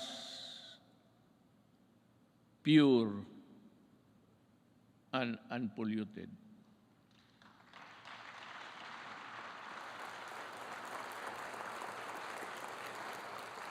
While we were busy instituting reforms, the twin augurs of illegal drugs and corruption laid low for a while, only to resurface as still with us. And make no mistake about it, corruption is but another term of stealing people's money, dashing in its wake a nation's goals and aspirations. Due to the brilliant programs and excellent work of our economic managers and the extraordinary cooperation between the executive and legislative branches of government, our economy, with investor confidence, was poised to leapfrog from the company into the company of the world's fastest growing economies until COVID-19 pandemic stalled everything. Be that as it may, allow me this opportunity to extend my personal and the nation's gratitude to all those who selflessly gave their all In the fight against COVID-19, our health workers and other frontliners who risk their own safety.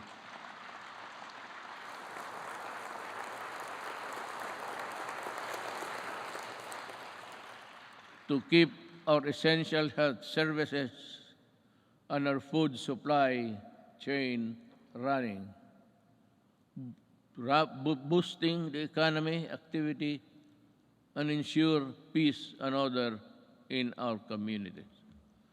I would like also to extend my deepest appreciation for the generosity of the private sector who came to the government's aid in fighting COVID-19.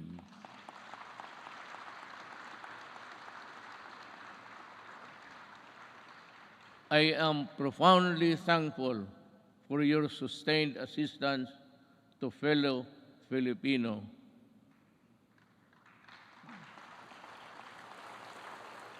And amidst the same deleterious effect of the pandemic to our respective industries, let me assure you that the government is committed to assess the private sector to regain the commercial vibrance of the country prior to the pandemic.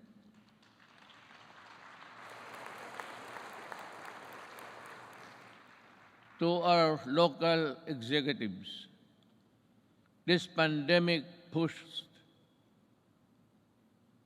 you to step up and deliver responsive assistance. I'm glad to have seen you undertake new and heightened responsibility, working doubly hard to protect your constituents.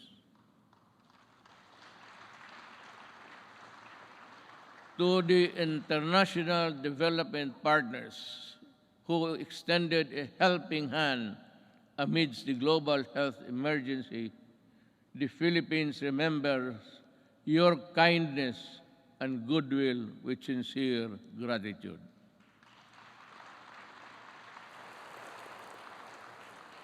And to all of you who answered the call to protect one another by adhering to our nation's protocols, daghang salamat.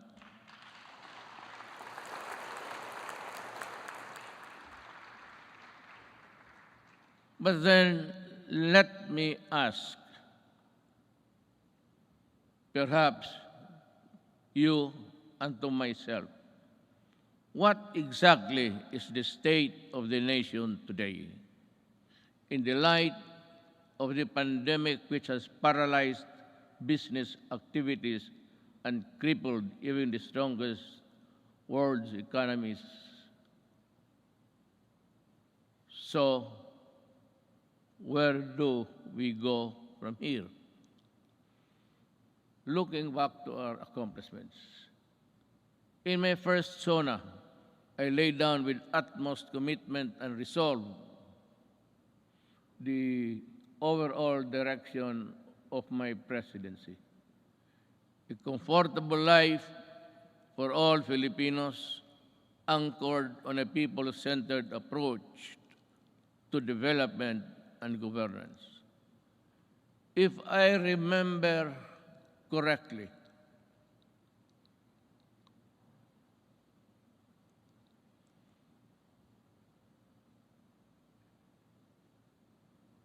my administration,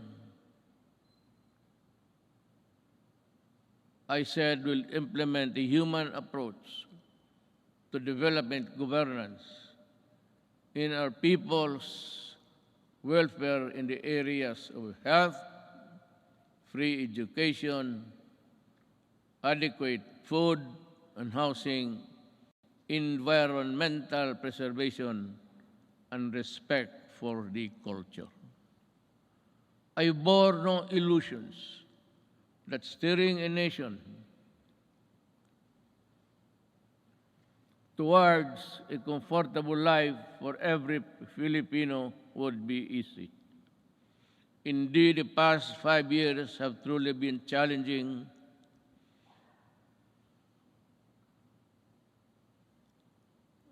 and humbling. I stand here before you today bearing no conceit, but if there is one thing that I could be proud of, is that not once did I waver in doing the unpopular, even if it meant upholding the greatest good for the greatest number.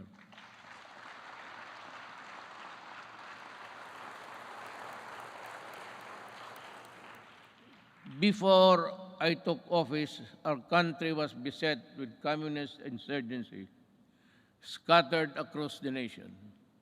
A separatist movement that sought to divide us on the basis of religion and religion's deficiencies, and the proliferation of illegal drugs and criminality.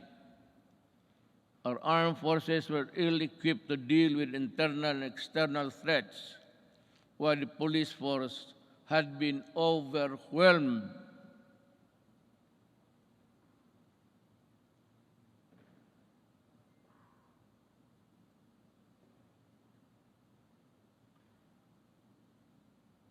by criminality and the drug trade problem.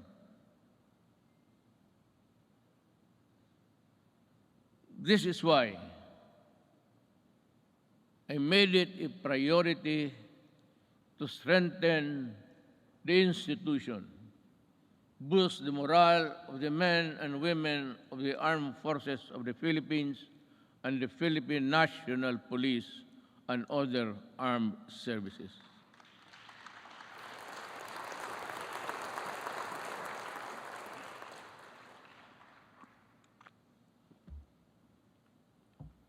Again,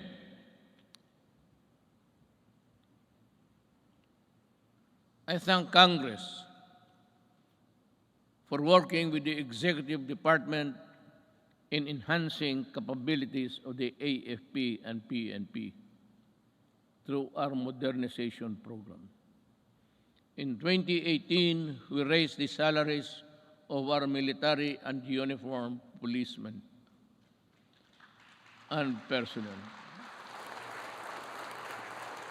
to a level commensurate to the critical role they play in upholding national security and maintaining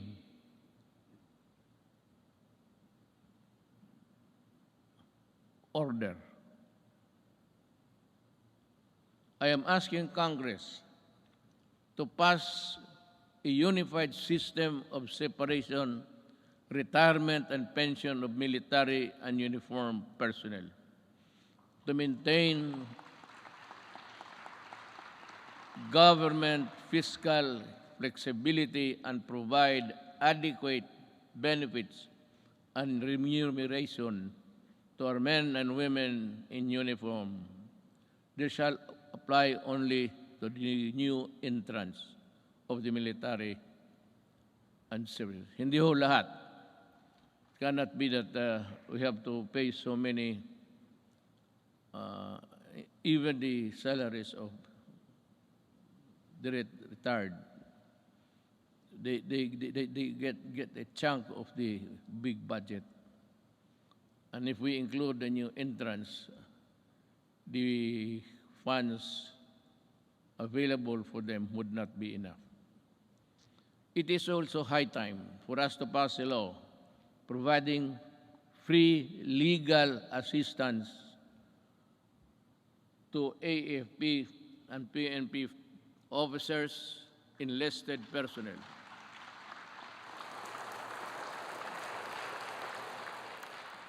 to help them from charges arising from incidents related to the performance of official duty.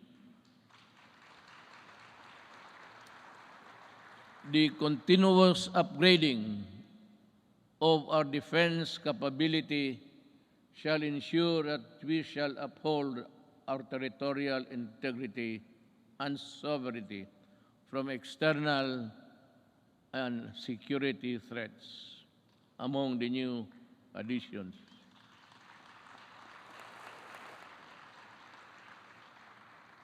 We welcome the country's two missile-capable warships to enable us to protect our seas by providing them with necessary equipment, by enhancing their professional capabilities, and looking after the families of the soldiers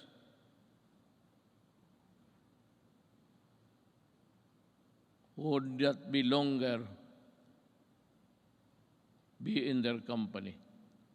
We do not only strengthen our military and police institutions, we also inspire them to serve this nation with the highest degree of loyalty and patriotism. We enable them to carry out their mandate to defeat all enemies of the state, whatever the cost. Indeed, I am proud of the accomplishments of our troops in securing our nation against all threats to our democratic institution.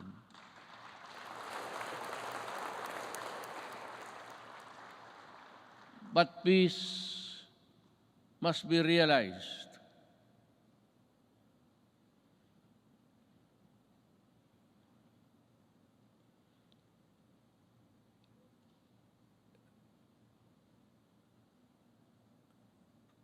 Peace and security is not only just a military concern. That is why we deviated from the traditional purely military approach in dealing with matters of national security. With the creation of the National Task Force to End Communist Armed Conflict, or NTF-LCAC, we have made great strides in addressing the root causes of this conflict by empowering our kababayans who have been used by the communists for many decades.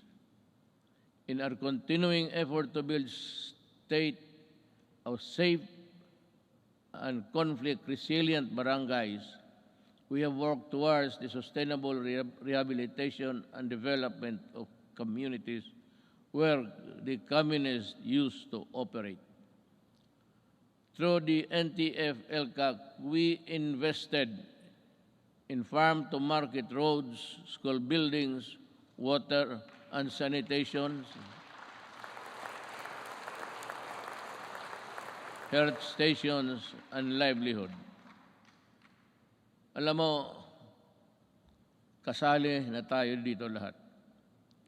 Always, every law or every regulation must pass Congress, of course, to the President. But sometimes, in our,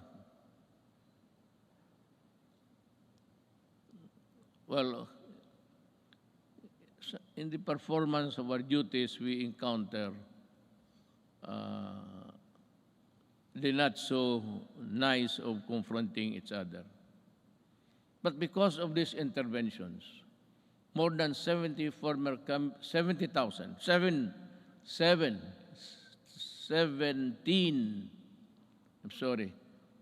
communist rebels have surrendered to government. They have returned to the folds of the law and are happily reintegrating programs or the local eclipse.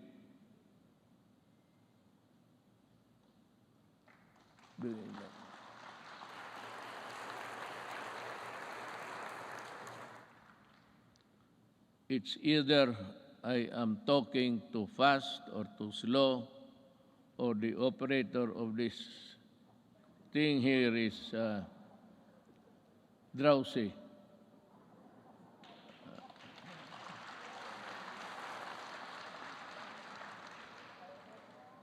Maybe because I had so many ad-libs along the way. Marami akong akin lang. Kaya yung nahinto ako when I stop and I'm process something in my the gray matter between my ears, hindi humahabol o hindi alam ng operator. Hindi bale, ma'am, mahal pa rin kita.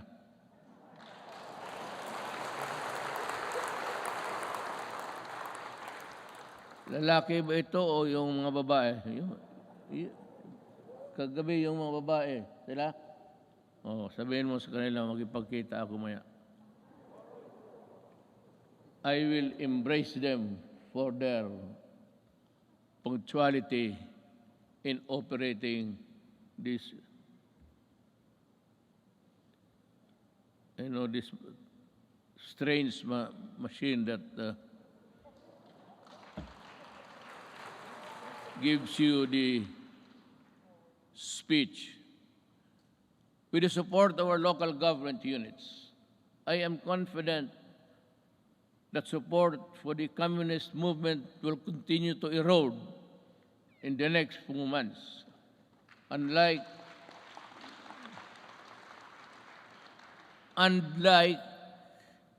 the decades-old Moro rebellion in Mindanao, we also bring an end to the armed struggle of the communists once and for all.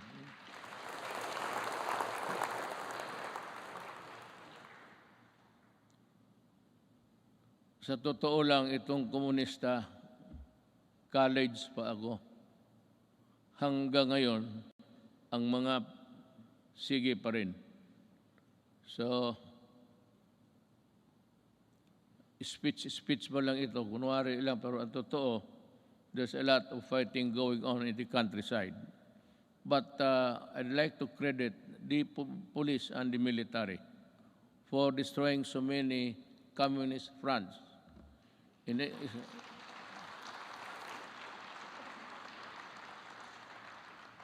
think they have destroyed more than 15 apparatus or the fronts of the Communist Party of the Philippines. Alam mo, mag-istorya muna tayo sa taxation. I'd like to be frank with you. Everybody in this country are paying taxes to the communists. The Communist Party earns billions, but pass on a little to their fighting men who die for an ideology that is so rotten and corrupt. They themselves are pocketing the money, and their children are studying in Europe and in other places, which I think none of you here can finance such journey. Yan ang masakit dito. They collect taxes, support season in Netherlands, and they do nothing but bad-mouth government and war dogmas and everything. Hindi na sila napagod. It's about 53 years in the making. And until today, the poor people are dying. The cadres, and most of them belonging to the indigenous tribes of our country, are fighting a losing battle between the communists and the government. They waste lives, they enlist children, and they are proud of it, but they deny it. But when you go to the mountains, such as I and Senator go many times, even during the elections, they were there with so many arms that I think somebody, an idiot here in the Philippines, supplied the firearms. I'd like to ask Congress, especially Senator Bato, kindly dig on because we have identified the person who imported the AK-47 into this country on the pretext of using it in the security, providing security and guards in all, in business establishments, and for those who can afford their home. This policeman, I think, is still there. He was a colonel, and she is still, walang nangyari. At maraming sundalong namatay dahil sa mga armas na pinasok nila dito sa Pilipinas. So that my orders to you, if you see them walking around, kindly shoot them dead. I would be happy. Anyway, you're already charged in the ICC together with me. So what is the problem of adding another one? Another idiot Filipino who has caused great damage to our country. Yan ho ang totoo dyan.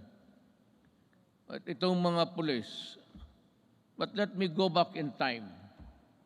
When I first said I will fight drugs in 6 months, I thought it was like in Davao. You can either coerce, intimidate, or bribe them, or give them money. I said, lumabas kayo ng Davao, doon kayo magkalat sa Luzon at sa ibang lugar. Huwag dito sa Davao.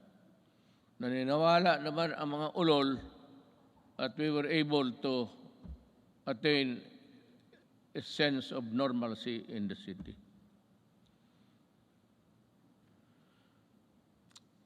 Yun ho ang totoo. There are people charged with corruption and even going to prison for just maybe not telling the truth in their assets and liabilities. Nakukulong. Itong mga police were doing their thing, their drugs. They were the manufacturers and they were the distributor of drugs. When I became president, I asked De La Rosa. He was the chief of police of my city. I promoted him direct to being PNP chief. 4-star na kaagad, automatic. But I told him and the others, look for the enemies. Look for where they are. And if you find them, destroy the apparatus. Destroy all, from the manufacturers to the peddlers, because we are fighting a drug war that was being participated in the business by 9 generals of the PNP. Kaya yan ang sakit sa loob ko. I did not know that I was fighting my own government. Customs and everyone else were facilitating the importation of drugs. And one importation, as you can see it every night on TV, the police now sees about almost $1 billion worth of drugs every day. And if you look at the 888, there are about 1,000 Filipinos arrested every day by the police in connection with drug trafficking. And that is why I go crazy looking at the situation. They are still around. We do not have the laboratories now because nawala na sila. At itong naiwan ngayon are doing the importation. The citizens of another country cook their shabu in their in their tugboat or something, and they threw out the product contained in the plastic bags and with an GPS attached to the contraband so that the importers here could find them easily. That is how we are fighting, almost losing a battle against drugs. And now, the Sinaloa gangsters of Mexico and the triad of Laos in that area. They are busy cooking, and we have the Filipinos here with nothing in their mind except to destroy a nation, distributes them. That is what I said. I've been asked the question, and several times I gave the answer. I am a Filipino, and I love my country. I do not want my country in disarray because of drugs. I do not want families break up and become dysfunctional. Yun ang masakit sa akin.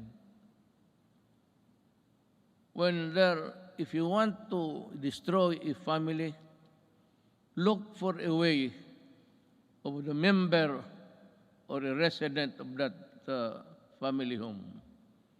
Biglang mo na droga. Pag nandyan na yung droga at they are hooked, and that is the end. Sometimes families are separated because of drugs, becomes dysfunctional, at yung mga masawa magpunta doon sa abroad, ika nga, to look for jobs. And you know, in the Middle East, I am not attributing it to any particular country, but there are tribes in the Middle East who are employing our Filipina citizens, and they are uniform. Everybody who comes here home asks them how many hours of sleep they have. They said it's only 3 to 4 hours. And the food is hagwas. And the sacrifice because they send money to the families back home. And thinking all the time that the money was spent usefully, only to realize when she comes home that that family has already dispersed to nowhere. Bakit yan? Because itong mga durugista sa baba, itong peddlers, itong basurero, tawag, it's street lingo, they look for families na may mga nanay, tatay nagtrabaho, ang tatay or nanay nagtatrabaho sa abroad. And to think na iniiwan nila ang mga anak nila kung saan-saan na lang, to their neighbors, at the tender age of 3 to 4, 5, it breaks your heart. Iiwan lang nila sa kapitbahay kung walang mga relatives. And then, when they come back 5 years, 4 years after, they now realize that their young sons and daughters have gone into prostitution because of drugs. And their boys or the male are nowhere to be found and into the drug business also. Yun ang pinakamasakit. Masakit sa akin na ang Pilipina pumunta doon para magtrabaho because sexual abuse in some tribes in the Middle East have this notion that if you are a slave or you are a paid person working for them, sexual abuse becomes part of the territory. Kaya dyan ako pumuputok at nakakita ko yung mga pamilya na sira.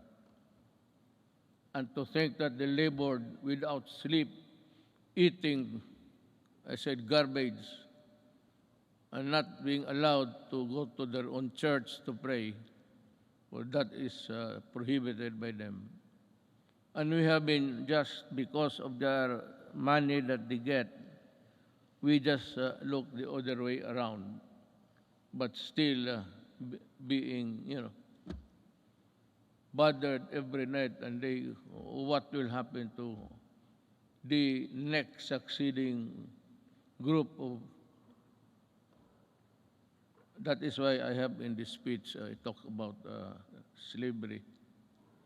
Pero yan, magprangka ako, I will never deny, and the ICC can record it. Those who destroy my country, I will kill you. And those who destroy the young people of our country, I will kill you. Talagang ngayariin kita because I love my country. You can do it the legal way, but it would take you months and years. And you know what? The statistics I just learned the other night, that plenty of those who are in the middle class have been released from prison despite the fact that they are charged of trafficking which is non-bailable, and most of them are out. Babae pati lalaki ang kaso. And that is why I said, I toyed with the idea. I said, if there is still space, with due respect to the Senate President, he is a good man. He can become a good Vice President. He is holy. Ngayon, hindi na siya nahuhuli. Noon, huling-huli siya. But with due respect to Senator Soto, who's also running for the vice presidency, he is a capable man, a good man, and a Filipino.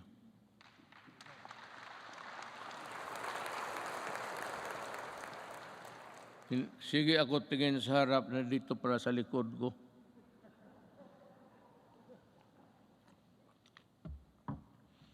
You know, you are old. I've been in politics, mayor for 23 years. 5 years as a congressman dito. I work here. And 4 years working as vice mayor for my daughter, Sarah. And the presidency. I have been in politics almost 23 plus 4 plus 4. Almost 40. Kaya hindi ko na malaman ang seat arrangement dito. Hindi ko alam na noon pa ang mga Senate President pati. Butit na lang hindi ko sinali si Velasco. Baka hindi na ako makabalik doon maya. Dibale, diretso na ako uwi. I have said many times before, the bloodshed caused by the separatist movement in Mindanao is all about correcting the historical injustice suffered by the Moro people. Since the period of colonialization, with the help of Congress, we were able to pass the organic law for the Bangsamoro Autonomous Region in Muslim Mindanao.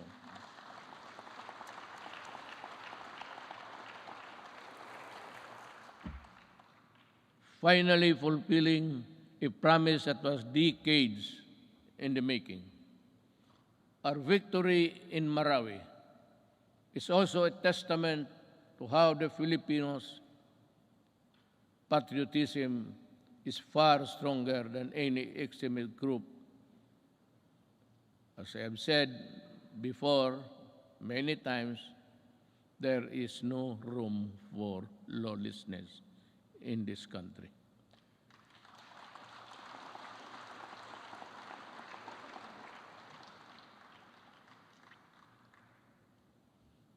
Rebuilding a better Marawi remains today still not completed. To Task Force Bangon Marawi, we need to race against time, and you have to finish the necessary work for to rehabilitate the war-torn city and bring back its families back home. Now, let me talk again about the drugs. I was just ahead because I was talking something else. Nag-segue ako. While we have made great strides in ending rebellion and insurgency in various parts of the country, we still have a long way in our fight against the proliferation of drugs. This problem has hounded our country for several decades, destroying families and degrading the moral fiber of our society. When I assumed office, I committed to end this problem at the soonest possible time. We launched an unprecedented war against illegal drugs and to destroy their apparatus. That permitted every level and sector of society. We waged war on the manufacturers, the financiers, the suppliers, the peddlers, and the entire syndicates, and more importantly, their protectors in government. We have rescued and reformed drug dependence because of their idiotic sense of decency. While interventions and building facilities not only for the rehabilitation, but also to prepare them to reintegrate into society. Our unyielding campaign led to the surrender of millions of drug dependents and neutralization, capture, and prosecution of thousands of drug personalities. The dismantling of illegal drugs and syndicates and the drug laboratories, the extensive drug communities down to the barangay level, and the cutting of narco politics. You know, allow me a little bit of your time. Wala naman siguro kayong lakad ngayon. Unless you want to, unless you have this appointment with, I'm sure hindi babae yan. That would be a sexist statement. Kung nagmamadali talaga, halos tumatakbo, babae yan. Kung naglalakad lang na natural, medyo less important yan. Ganon yan. Pero dito wala. I'm not making any success. I'm just saying the truth. What is the truth? It's there for all to see. Let me talk about our quest for infrastructure development. 5 years ago, the first thing I made sure was to increase our infrastructure spending to an average of 5% of the country's GDP. This is significantly higher than infrastructure spending of each and past 4 administrations. Thanks to the comprehensive tax reform program that enabled us to fund critical infrastructure projects, today we can see the tangible results all around. MRT-3, with its frequent breakdowns and unloading of passengers mid-rail, was a horror. That was for the daily commuters to endure in the past. Now, MRT-3 no longer unloads passengers but to their destinations. The waiting time between trains had been significantly reduced to 10 trains running at only 30 kilometers per hour before. Now MRT runs 23 trains at 60 kilometers per hour. We have taken away the misery of public commuting. We also pursue the completion of the LRT to East Extension project by extending Line 2 and adding 2 more stations. We have reduced travel time between Manila and Antipolo from the usual 2 to 3 hours to only just 40 minutes. Thanks to our partnership with the private sector, we are able to open Stage 3 of the Metro Manila Skyway in January this year. This decongested EDSA and other major roads in Metro Manila. On Independence Day last month, we also inaugurated the Kalayaan Bridge, part of the BGC Ortigas Center Link project, which will reduce the usual 1-hour travel time between the 2 business districts in just 12 minutes. Beyond Metro Manila, we are pursuing several high-impact projects that will be completed within my term and perhaps in the following years. It's a question of money. Just this July, we inspected the newly built passenger terminal building of the Clark International Airport. The new and modern passenger terminal is equipped with the latest state-of-art technology. This can accommodate 8 million passengers, alleviate air traffic congestion at the Naya Airport, as well as serve a major growth driver and gateway to northern and central Luzon.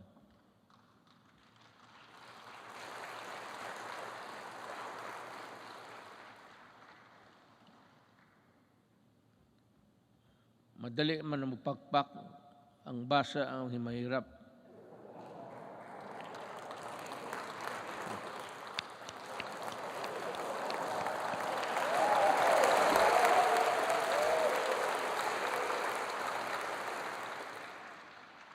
To help promote equitable development, we also completed several roads leading to important trade corridors. Last year, we completed the construction of the Poro Point Free Port Zone Road in La Union, which improve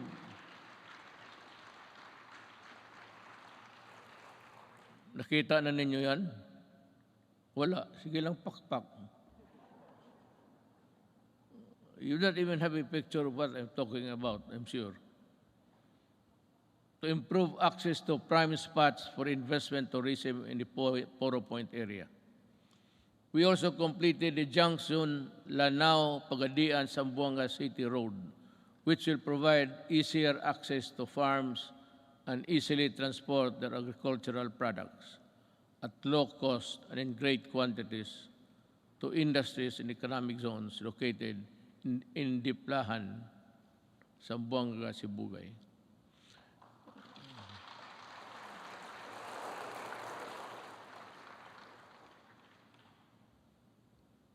The Sorsogon City in Bicol, inuna namin yan kasi mahal ko ang mga Bicolano.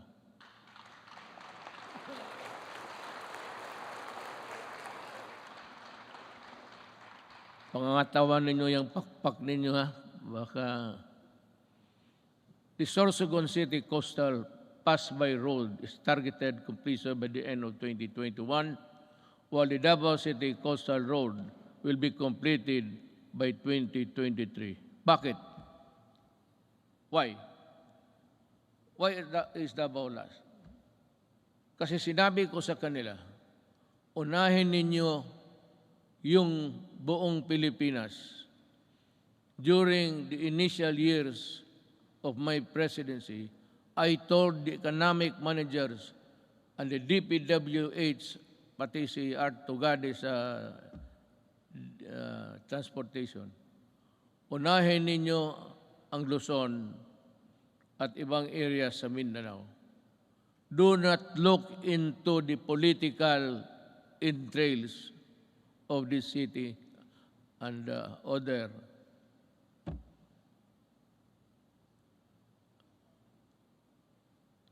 provinces. Sinadya ko talaga na ipanghuli ang Davao.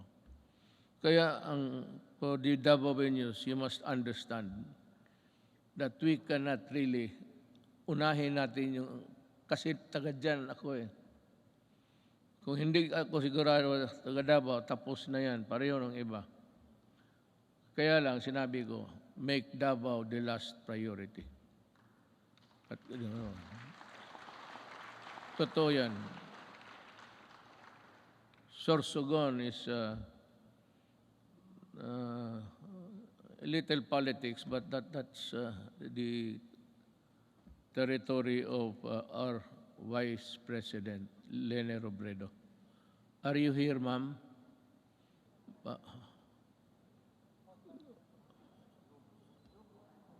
Zoom. Meron ho kayong Sorsogon at iba pa. We have inaugurated new highways and roads and skyways.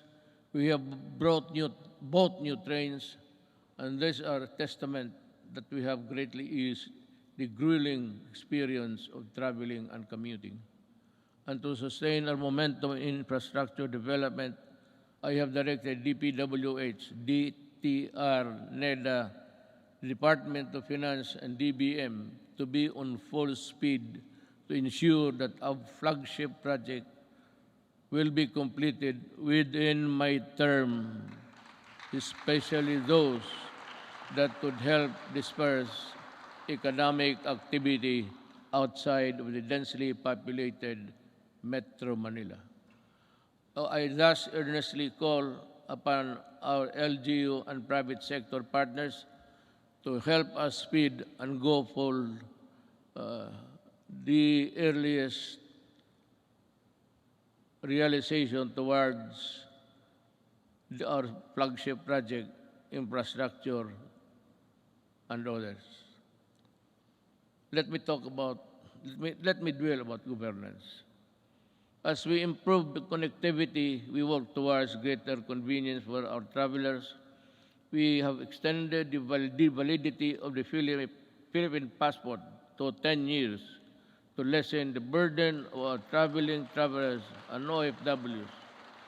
We have also gone beyond merely addressing the 3 million backlog of the driver's licenses in 2016.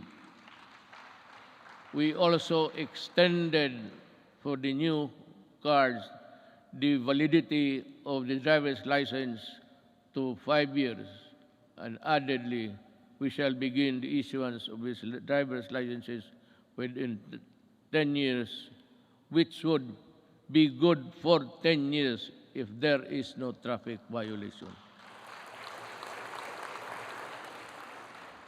So, punta ka doon sa LTO, maybe you have a good sight. Merong ano yan eh.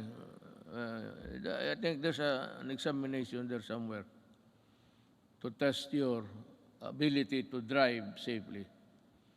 And you go back 10 years after, and you think that you still have the good sight, and your reflexes are still good. 10 years, maraming banggaan yan. Sigurado ako. You know, after 10 years, after 5, there should be a stricter measure to issue the 10 years validity of a driver's license by imposing stringent requirements to test the essential functions of eyesight, then the hearing. Yung iba, hindi na nakakarinig ng serbato eh. And so, I have to, 10 years is too long. So I like it. It's good. But we should have, as I said, in 5 years, we should go there for a medical makeover. Tingnan lang kung kaya pa.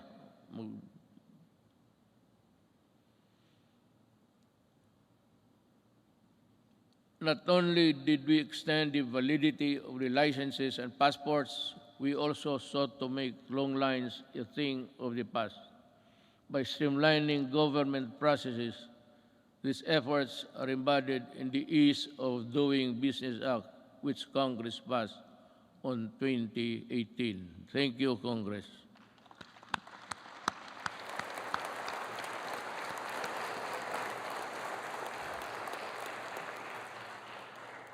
Sa inyo yun. Ako ang nagpirma pala. Ako nag-execute. Pakpak rin kayo.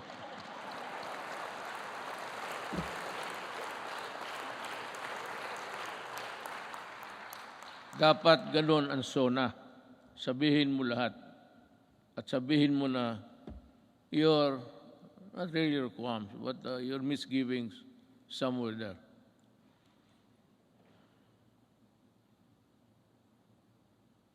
Transactions will be further streamlined with the rollout of the Philippine Identification System, or the PhilSy, to the Philippine Identification System Act. With this, we hope to facilitate better access, better services and access for all Filipinos, even in the far-flung areas.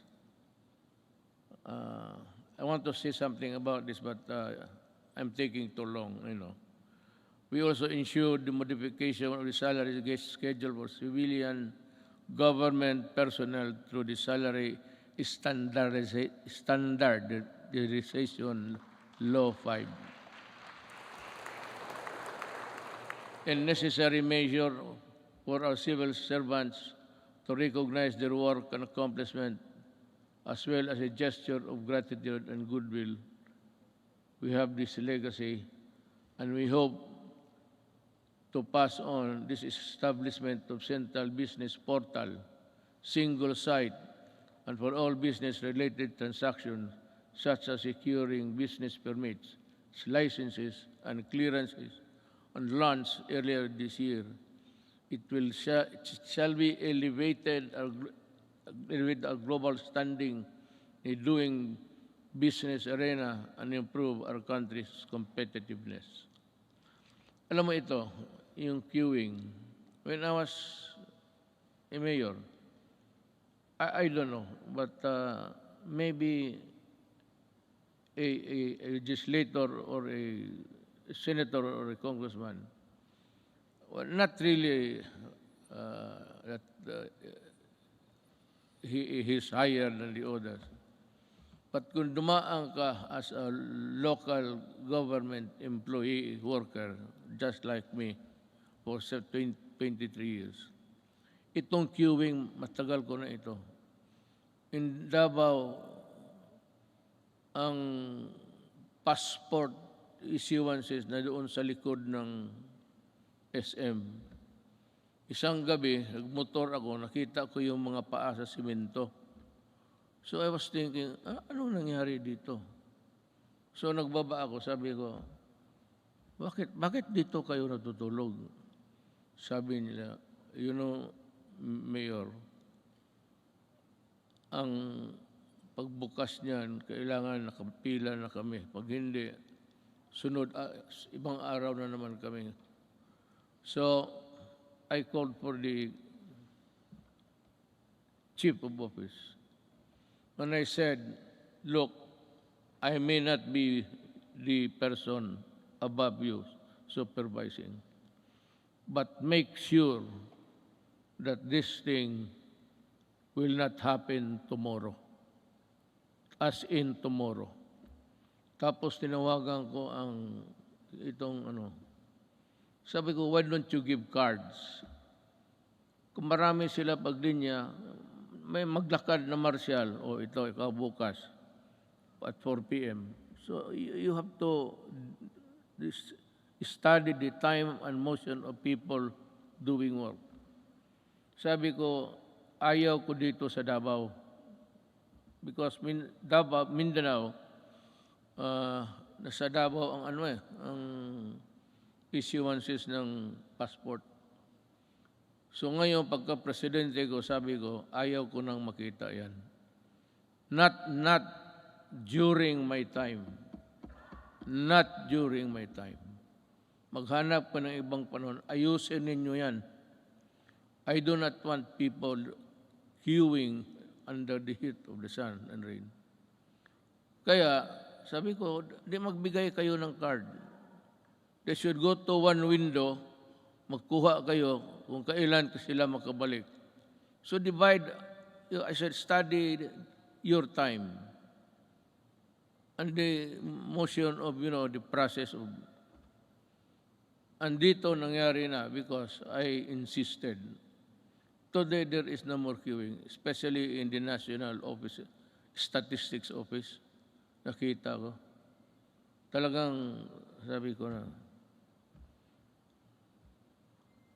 either you fix the thing or I will resign tomorrow because I could not bear to see those people. Hindi sa panahon ko. Kung hindi ko madala, hindi ko man kayo mapatay. Hindi ko kayo mabugbog. Ako ang alis sa gobyerno. Sabi ko, ayusin ninyo yan. Hindi ko gustong makita yan. Since 2016, the Office of the President has issued 138 executive orders, 43 administrative orders, 86 memorandum circulars, 52 memorandum orders, and 1,038 proclamations. These issuances have been integral guideposts government administration and development agenda. The Office of the President has demonstrated careful stewardship of the power by initiating reforms. We upgraded and improved the system and processes to ensure that it can provide the best service to the institution of the presidency and the offices under it, ultimately to the Filipino people. To further promote transparency and accountability in government, we also issued the Order of the Freedom of Information and opens the records of transaction, decision, issuances of all government agencies. In relation to this, we have also Presidential Anti-Corrupt Commission that is tasked to run after corrupt and erring government officials and bring them to justice. Alam mo, I don't know if you perhaps have, have come to know about this. I have yung pastillas sa airport. There were 43 personnel involved. I fired them all. Talagang binaalis ko sa gobyerno. Nagbalot mga ako ng pera sa pastillas. Sabi ko kay, magbalot ka, lagyan mo ng pera. Kaya ito ang ipakain ko sa kanila. Tinawag ko, 43 of them from the immigration. Mabutit na lang, nandyan si Justice Secretary Guevara. So, that prevented me from doing it because kung hindi siya dumating, and I never expected him to be there, bigyan ko isa't isa yung papel at ipakain ko talaga yung pera sa kanila. Gusto mo ng pera, kainin mo. That is the best way of... Then you fire them. Customs 73 plus 42, and every day you have about... We have dismissed about 200 government personnel. But some I did not allow the publication because may mga pamilya eh. So of late yung sabi nila na wag na lang kasi nasasaktan yung mga... So ngayon wala na. I have stopped it, but there is no saying that we cannot reimpose it again for all of these idiots. I still have about a year to go. I will reach you somehow. But corruption is endemic in government. You cannot stop corruption. Nobody can stop corruption unless you overturn government completely. If I were the next president, if you think there's really a need for you to change everybody in the system, then you declare martial law and fire everybody and allow the new generation to come in to work for government. Kung hindi mo ganunin, walang mangyari. Nandyan, it's in the system. Kagaya ng drugs. Sino ba naman maniwala na 9 generals sa police were into trafficking of drugs? And because they are policemen, the charges simply just, disappeared. Because the prosecution, the investigation, which form part of the vital documents in court, wala, nobody was investigating because they are also policemen. Kaya yan kahirap ang Kaya gusto mo, itong mga to, talagang the only way to do it, just call them and say, look for another job. Don't.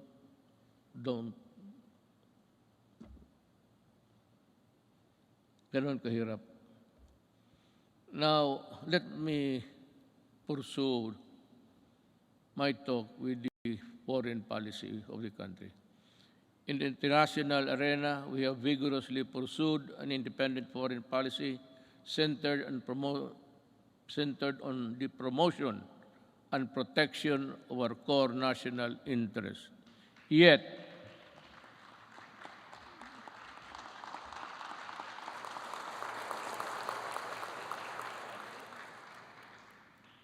sigurado kayo sa pinakpakan ninyo? I was just laying the predicate of what I'm going to say.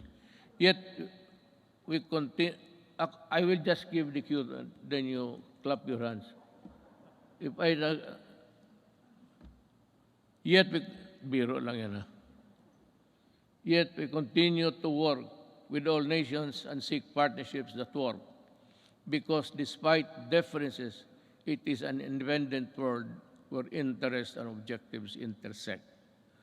Now, partners heretofore silent for equivocal reasons have expressed their principled positions that echo our own, that disputes and contested areas, the majesty of the law must prevail, and this is most welcome.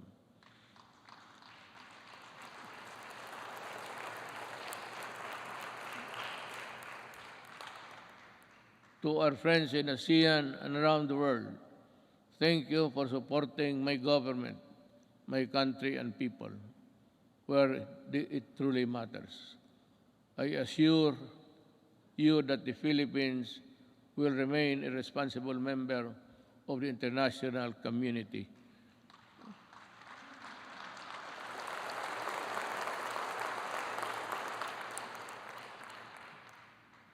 And we will work with you to achieve our shared objectives. But no mistake, make no mistake, rather. Gone are the days when the Philippines decides and acts in the shadows of the great powers. We will assert what is rightfully ours and fight for what is rightfully due to the Filipino people.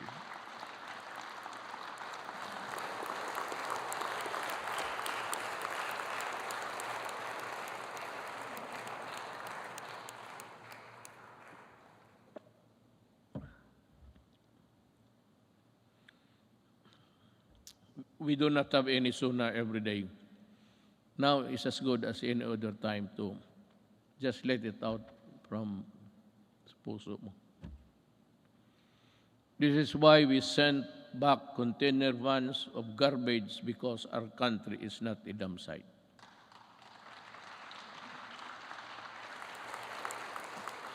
And the first country to do that, hindi ko alam kung bakit, ang Canada.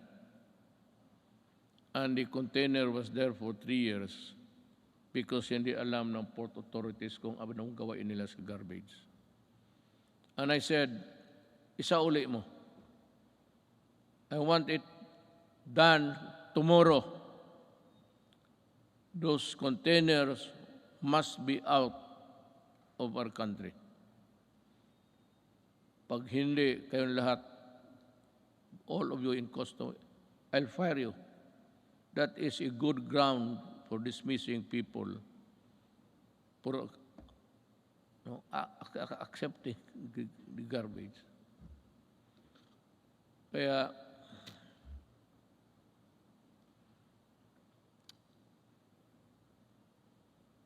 may isa pa. Pero let you in this story. The Balingiga bell. We welcome back the bells of Balingiga after many decades because a historic wrong needed to be corrected.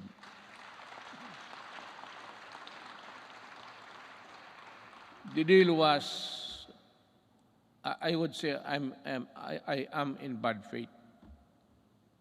Sigurado yan. I will admit it. But this is the real story. The Americans, former soldiers, war veterans, went to see me, I think it was in Aguinaldo, and some military men. And in no uncertain terms, they said that you have been invited by Trump to go to America. Have you decided to go there? I said, no. Why? Because I do not like the way that you are treating my country. Why? I said, for one, and there was the clamor now of Balingiga, you return the bells of Balingiga. So that's a war really sacred also to the soldier. Then it is more sacred to us in addition to the religion, the Roman Catholic Filipino Church, the church. Sabi nila, why would to make a deal? Si Hogan, he is around. He's a CIA agent. Sabi niya, isauli namin, pupunta ka, because I said earlier in my presidency, there will never be a time that I will go to America. Itong mga media mahilag mag-udyok eh. Ganon, bakit ka hindi punta? O arte mo lang yan. Sabi ko, then you watch me. Gusto ninyong malaman. Sabi ko sa Amerika, yes, I might consider going to America. So well then. O sabi ko, work on it. Ano in just 2 months' time, they told me that the ship carrying the Balinga bells are on their way to deliver it to Quezon.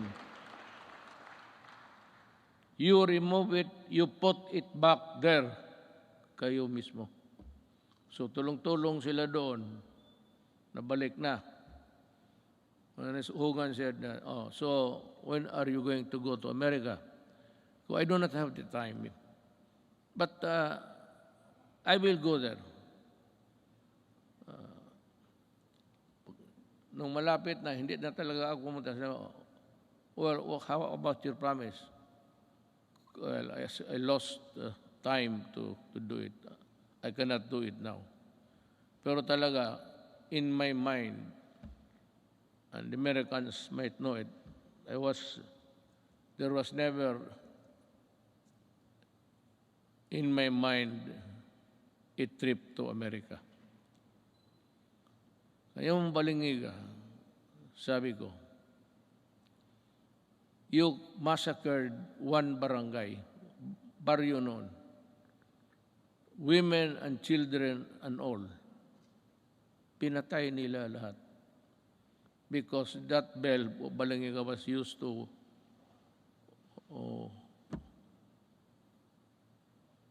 call the people for prayers, ganon. Sa simbahan yun eh. So yung ginawa nila,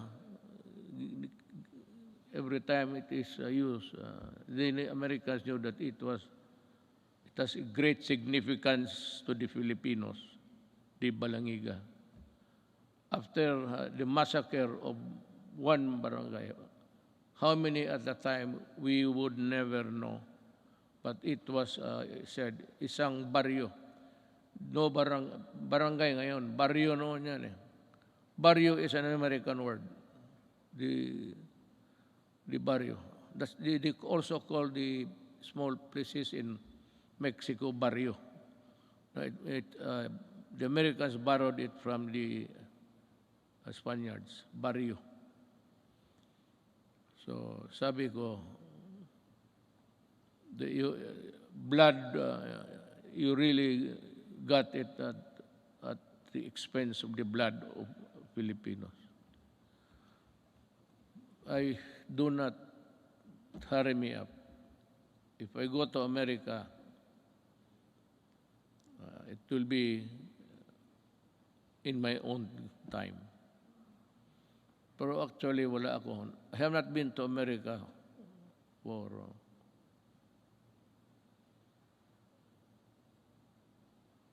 almost 10 years, 22 years. I have not visited America, and I do not have the intention of visiting it anymore. We called on the world to dismantle the heinous kafala system. Ito ring isa. Because the Filipino is no slave unto anyone, anywhere. And there is no room for modern-day slavery. We helped start a new global civil rights movement for the migrant worker. and we asserted the arbitration ruling on the South China Sea clearly and in no uncertain terms, bilaterally, and the ASEAN, and finally at the United Nations General Assembly. And let me talk about that. I said in the September of last year, the arbitral award is now part of the international law and beyond compromise and beyond the reach of the passing governments to dilute, to diminish, or abandon.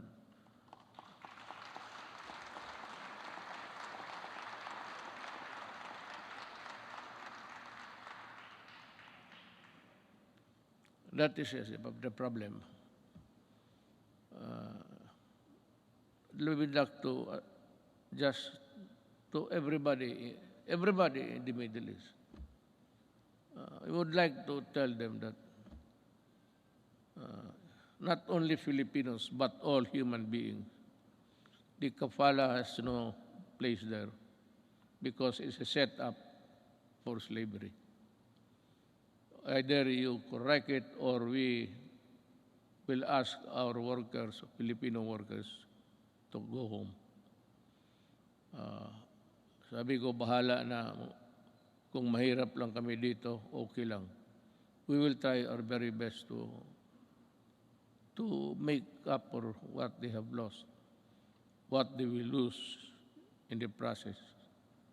But we will never allow them to be slaves. But we need to do more with our partners. We continue scaling our maritime domain awareness, defense capabilities.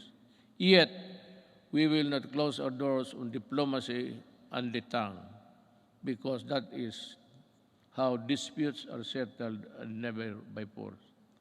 Let me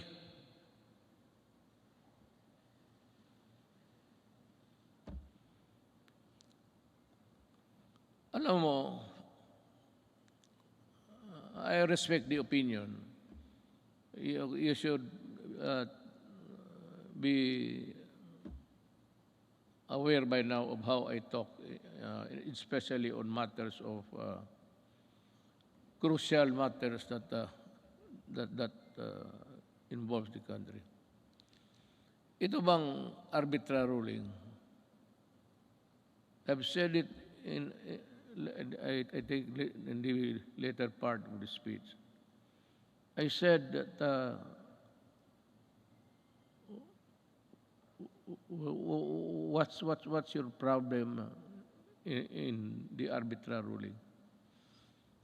America and some Filipinos, brilliant Filipinos, I would say, keep on pushing for something which I really do not know. I have made a speech before the UN. Nakasumplang rin, nandito lang ako. Hindi ako pumunta doon. But in that speech, I laid down the bare, sabi ko, ng ating administrasyon. Ano pa ang gusto ninyo? What will I do with a document that is not bind China because they were never a part of that arbitration? There was really no arbitration at all because it was only the Philippine side was served. Well and good. But ito ngayon, that there is the arbitral ruling, you know, I do not want to insult these people pushing me for something more than what I can handle. At anong gusto nila makipagira? Do something. What do something? Do you want war against China? Well, I'll tell you, even on the coast beach of Palawan, before you can take off, the missile of China would be there in about 5 or 10 minutes. It would be a massacre if I go and fight a war now. We are not yet a competent and able enemy of the other side. So what I did was I was just being nice to them. But for some people to say that I was helped by China in being president, these idiots, really. I will never do that. Hindi na bali ako, hindi ma-presidente, hindi talaga gagawin yan. To be, what? Receiving money from China to buy votes? They say that they help. Maybe in some Chinese communities, the gossip going around was that support Duterte. But the whole of the Chinese community in the Philippines went for me. Why? Kasi sa Davao nung mayor ako, ni minsan hindi ako tumatanggap baski Christmas gift. Dito dito sa Maynila, presidente ako ngayon. Maraming nagpadala ng baril, kung ano dyan, gobset. Sabi ko, isauli mo yan. Yung mga relo, itong aking relo, it's IWC. This is only 300,000. But the patik that has come way me, sinauli ko talaga, return it. O pag hindi, itapon mo sa Pasig sa harapan nila. Hindi ako tinulungan ng China. Nag-usap kami ng China civilly, but after election.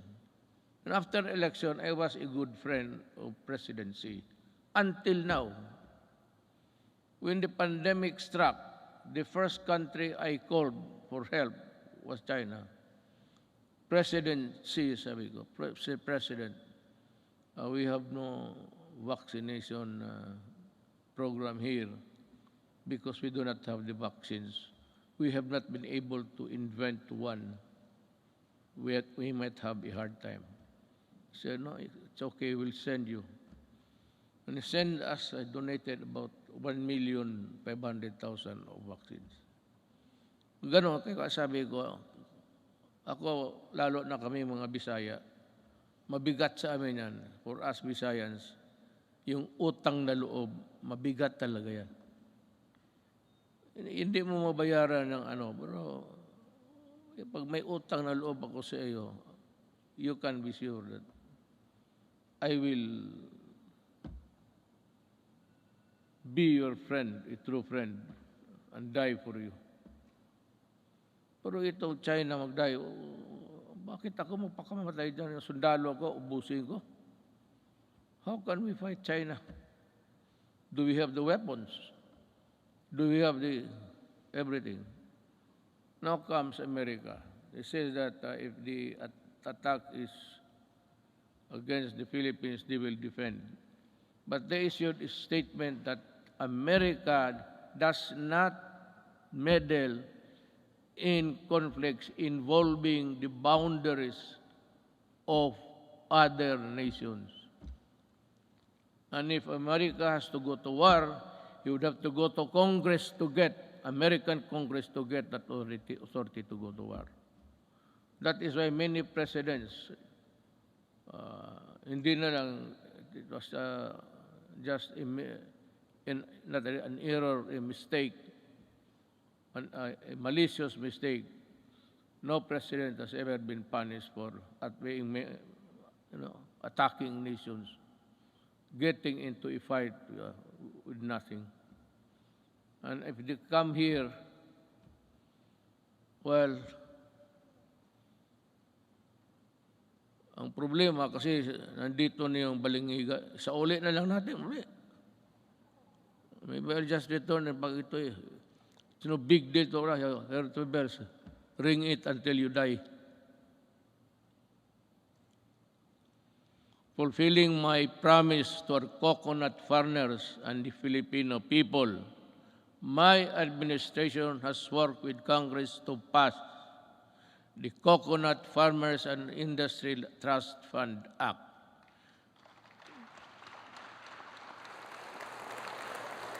We have returned also the cocoa levy funds to its true and rightful owners, our coconut farmers. The fund is now worth estimated to be 75 billion, which will be utilized according to the plans and programs in the Coconut Farmers and Industry Development Plan for the direct benefit of the coconut farmers and the development of the coconut industry. In our effort to ensure that food is within reach to every Filipino family, we work for the passage of the rice tariffication law in 2019, despite pushbacks. This resulted in the stabilization of rice supply and food prices and the proceeds from the tariffs that enabled us to provide our farmers with modern machineries that increase their yield and sustaining growth agricultural production. We also fulfilled our promise to improve free irrigation. That was the first promise I made in San Miguel, Bulacan when I was campaigning. The farmers invited me to go into the farms inside San Miguel, Bulacan. And we had a sort of a meeting, and the first thing that they were complaining about was the severity of the irrigation that they have to pay 5,000 every month, every year. So sabi ko, I will work on it. Free Irrigation Service Act of 2018 is a product that now lowers the cost of agricultural production, especially for poor farmers. We also work to ensure that households have adequate supply of clean water, potable and affordable water. Is more than a commodity. It is vital. It is a vital public good. This is why I used my political capital to fight vested interest behind disadvantageous water service contracts that burden consumers with unjustified water rights prices increases with the signing of this concession water agreements. Concessioners consumers will be protected at least until 2037. Ganito yan eh. There is this concessionaire, dalawa. Ayaw ko na lang I will not mention names. Pero this is really what happened. Ang dalawang concessionaires, one in the south and the other is north,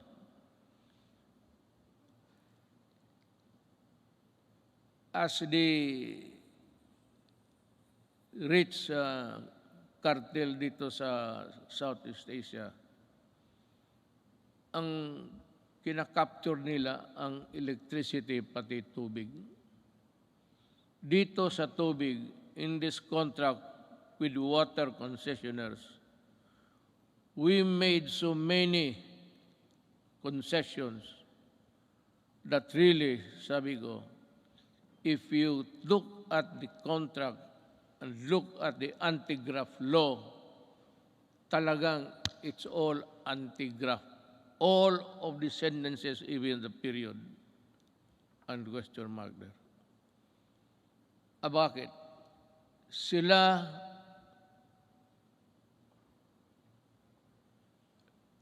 walang problema sa tax because the people, consumers, will pay the taxes for them.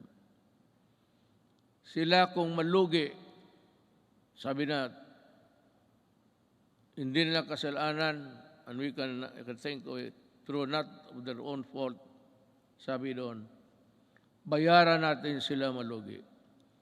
We pay for the tax corporation nila at sila ang mag-decide kung i-increase nila o i-decrease nila ang water prices. The regulators, itong mga regulators sa Pilipinas, walang magawa and they acceded to the contract. It was really, I do not know how to put it. Kaya ako nag-pardon, di ba nagmura ako? Sabi ko,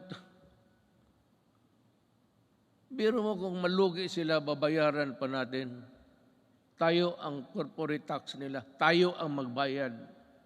And it's a cartel that service concessionaires are part of the cartel of Malaysia and Indonesia, and they form part of that mother corporation. Itong mga sa Pilipinas, pati Malaysia, Indonesia, they are just, kumbaga sa storya, chapter lang yan sila. It's being controlled up by the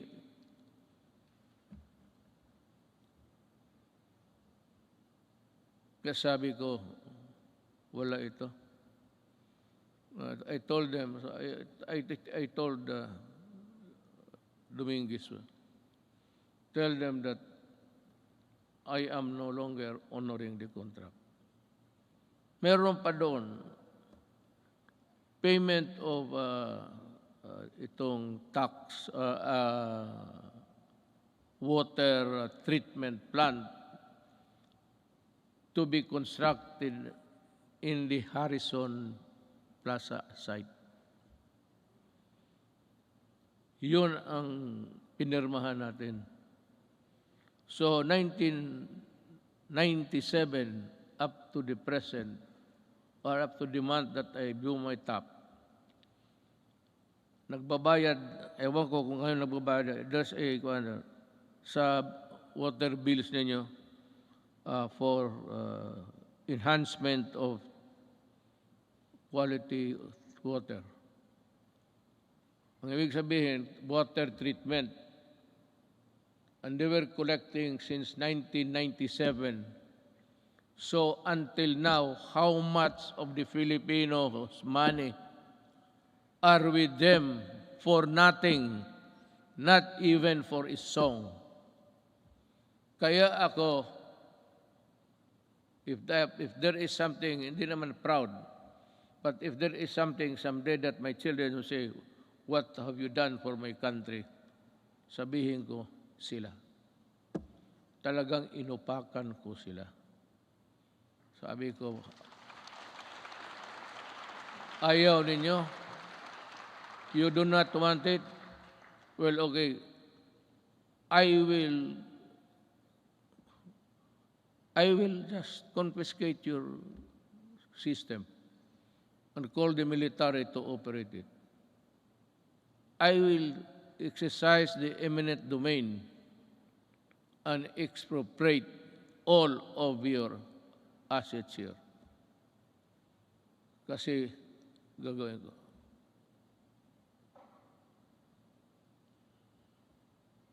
Yun ang nangyari sa... So that sinabi ko sa military in one of our meetings immediately after that incident. I said, if I do not make it to the finish line, kindly, look kindly at the Filipino at tanungin ninyo kung ano na ang nangyari sa kanila. Yang tubig na yan. Now there is a new contract. I have not yet, I have to thoroughly digest it inside. I have to absorb it, every word of it, that the Filipino is protected. Pag nandyan na yan, then I will sign. But I will not forget. I'm telling them the crime is there already. And any Filipino who would want to go after you can. Sabi ko. I will not free you. I will not, there's no waiver in you. I will never allow that. Just make a new contract. Just realize every day that I can call you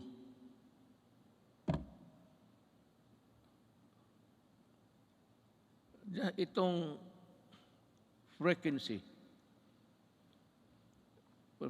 ng ABS-CBN. Yan ang pinaka-ideal kasi, frequency is everywhere. But there is a spot, kung sa Gulf is a soft spot, na maganda yung... Wala akong problema sa ABS-CBN. They got my money. I'm not for that. They wanted to return it when the case blew up. But they printed all the garbage, including my daughter as a drug trafficker. Nilamon ko na lang lahat yun. Because I never wanted to appear vindictive. But itong they are cheating government by the billions in taxes. And they still want that frequency because yan ang pinapag-awayan. No. I will give it to a Filipino na gustong magawa ng tamang unpay. Because isa ABS-CBN, even their equipments were imported tax-free. Kaya talaga ako hindi magpapayag. They still owe government billions. In the contract dyan sa nakalagay doon 4 hectares. So ang binabayaran nila 4 hectares sa property tax. Suppose occupying 40 hectares. That complex there. Pero ang ginamit nila na papel, yung 4 hectares. Yun lang ang binabayaran nila. Kung hindi ba naman, kaya ko sila inaway. Well, our micro, small, and medium enterprises, or MSMEs, constitute 99.6% of our country's businesses and are vital to economic activity, job creation, and poverty reduction. Iparamdam natin ang ating malasakit sa maliliit na negosyante sa pamamagitan ng Pondo sa Pagbago at Pag-asenso Program since 2017. Meron na tayo yun. We have the program. The program has provided over 219,000 underprivileged microeconomic entrepreneurs with an alternative to the exploitive lending 5-6. Yan ang nakaano sa... Do you know what? Maybe I have to go to, if need be, I have to go to India. Yung 5-6 nila ng Turko, tinatawag ng Turko, kung maghiram ka sa kanila ng 10,000, pahiramin kanyang, hindi pera 10,000, 7,000 lang. And the others, mga refrigerator or things that you do not even need in the house. Bilhin mo sa kanila, sala set, lahat na. That is part of the money. You do not want the furnitures, the refrigerators, they won't give you the... Kaya ang Pilipino na buktot, alam mo buktot, naging hunchback na lang sa trabaho, ganun pa man. Kaya ako, sabihin ko itong mga Turko, you better come up with a fair scheme. If you want to go into business, money lending, but not at that usury 1,000 times. Likewise, to further support development of our micro and small business, we initiated radical reforms in the tax system to ease the taxation burden and increase the net income of lower wage earners and small businesses. Thanks to Congress.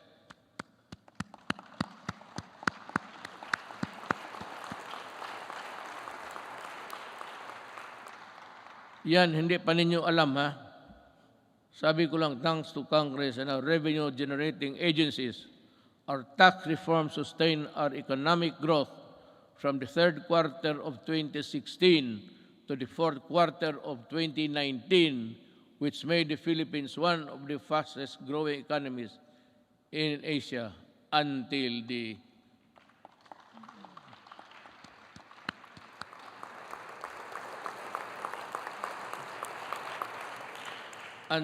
the pandemic scourge. Yan talaga ang, well, I don't know what's the plan of God. That is something which hit us right in the heart. We see there's no way of telling when this virus would disappear from the planets of the earth. We can only pray to God to look into our direction and decide on what will happen to this planet He created. However, tax laws are not always perfect, and that is why every now and then they have to be revisited to see if they are at pace with the changing times. Let us therefore continue to monitor the relevance and the impact of our tax laws on individuals and private institutions to prevent serious damage on their financial health. Going now to the social and health issues. To unburden of people from the hefty cost of tertiary education, my administration worked with Congress to pass a landmark legislation that had remained unpassed for so many years. The Universal Access or Tertiary Education Act in 2017, which provides free education to college students and state universities. Thank you, Congress.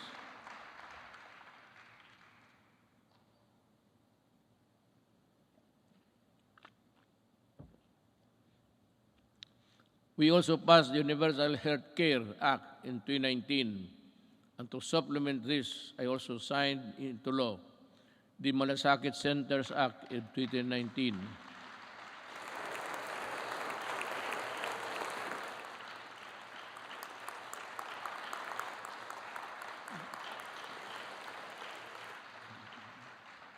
Kasi ganito yan eh. Pag ang pobreng Pilipino na sa ospital, magpunta pa siya doon sa kung saan makahingi ng tulong. So, ang ginawa, just like in Davao, ginawa namin, yung lahat na kailangan, yung internal revenue, kung nandyan, business permit, dyan na lang sa isang lugar, medisina, kunin nila. Dyan mismo sa ospital. Hindi na sila maglakad-lakad. And to me, that is one of the most, let me find the right word, a poignant act of Congress and of the Executive Department.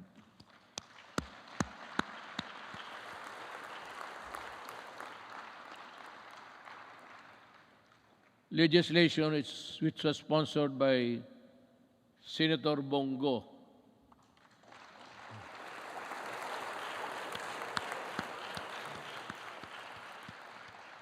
If you feel like standing up, you can, Senator.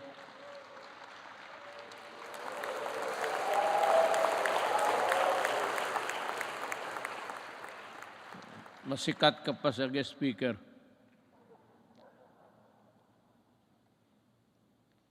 Unburden our peoples with the tedious process of going to various agencies and offices in order to avail assistance from government.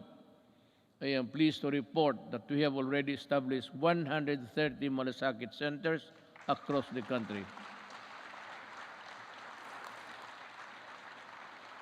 That has already helped millions of Filipinos in their hospitalization needs. By establishing malasakit centers all over the country, we have actually leveled the playing field and provide our less fortunate countrymen the medical care they deserve. We will be establishing more, God willing, if we are still around. Sa pagtatag ng malasakit center, hindi po kailangan lumapit at humingi ng tulong sa iba't ibang ahensya ng gobyerno. Ang gobyerno na ang lumalapit sa tao.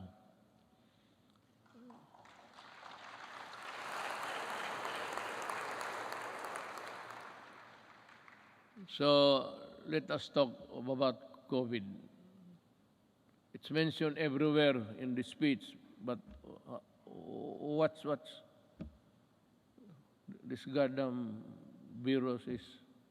I have to admit, back when I decided to answer your call and run for higher office, never did I imagine that my presidency would not only be judged by how I made good in my campaign promises in fighting illegal drugs, criminality, corruption, but how well I led our nation during the global pandemic. Hindi na ako makapronounce ng buti, baka mayroon na ako. May ambulansya ba dyan? Mukhang iba na ang... I cannot pronounce the words. I hope this is not a symptomatic. Prior to the pandemic, we recorded our lowest debt to GDP ratio since 1986, the highest revenue effort since 1997, the highest credit rating in the country's history, yung sa bangko. Because if your rating is high, it's easy to borrow at maliit lang ang interest. That is the dynamics of a rating by Fitch and Poor, mga ganon. So, and the lowest rates of unemployment and underemployment and poverty, well, it's still there. It is beyond dispute that our economic governance fundamentals were robust when COVID-19 hit us.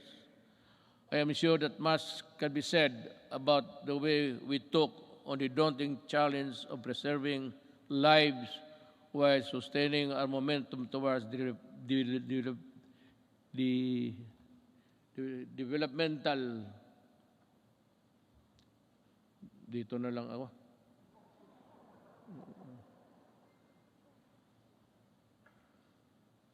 goals. Naturally, we prioritize saving lives. Buhay muna bago ang lahat. Ibig sabihin, inuna natin yung gastos, yung pera natin sa pandemic. Kinuha ng lahat ng mga budget. Si Dominguez yan. Yun ang ginamit ninyo sa Bayanihan 1 and 2. Doon natin kinuha yung pera. We move quickly to safeguard the well-being of every Filipino through preventive and responsive health and safety measures and broad inclusive social amelioration programs, or SAP. Thanks to the support of Congress, we launched the most extensive social protection program in our country's history with the Bayanihan passage of Bayanihan 1 and Bayanihan 2.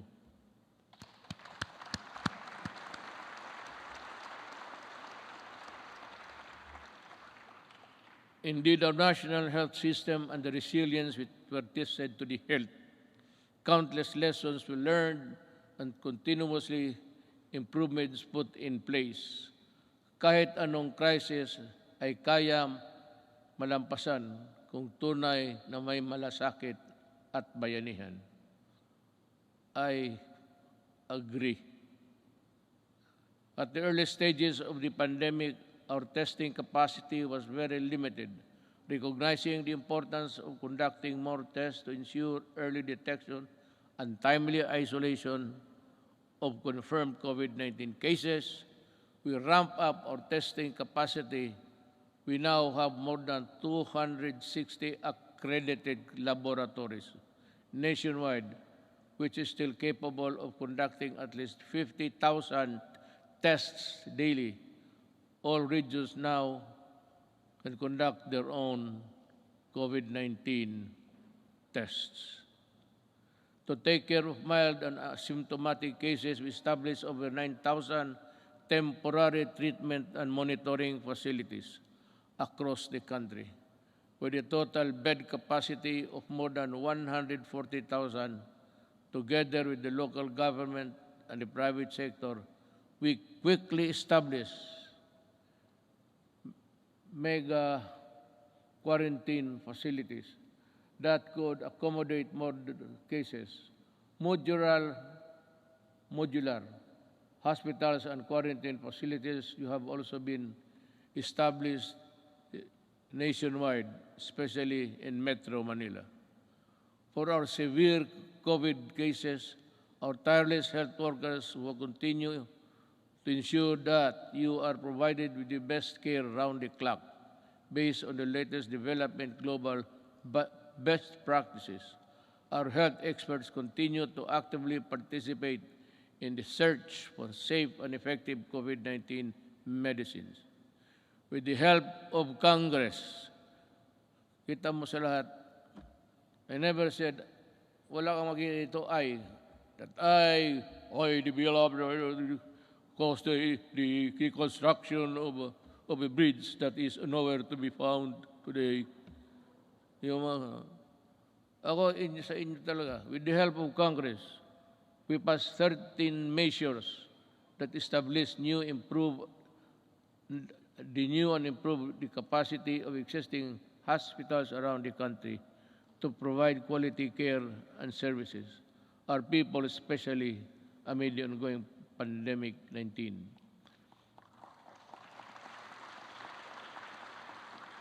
This includes establishing new medical facilities in Mandaluyong City, Bacolod, and Davao Occidental, increasing bed capacities to existing health facilities. In Quezon City, Ilocos Sur, La Union, and Palawan, the upgrading of health facilities in that area to include Leyte. Currently, we have received over 30 million doses of COVID-19 vaccines. We expect to at least receive 36 million vaccines this month, and in August, we have inoculated more than 7 million Filipinos which have received the first dose. At least 17 million. Well, I think the landscape, the health landscape of the country continues to improve as we, with the continuous approval of COVID-19 vaccines, we are ready to boost further our daily vaccination rate. And I also encourage our local government units to hasten the rollout and strengthen their inoculation program. San Juan City, for one, have vaccinated 70% of their population in a month's time. Saludo ako sa inyo at kay Mayor Zamora. We cannot continue living in the shadow of this potent enemy, especially now that science and medicine has proven that it is possible to live, if not entirely defeat this virus. The health and safety protocols we put in place have proven effective in slowing down the spread of virus. But the best solution is still vaccination. Am I to mataas na ba? Kasi kung mataas na, putulin na lang ninyo itong gumagalaw dito para sabihin ko, wala naman akong mabasa. Pag matagal na, those who want to go home, raise your right hands.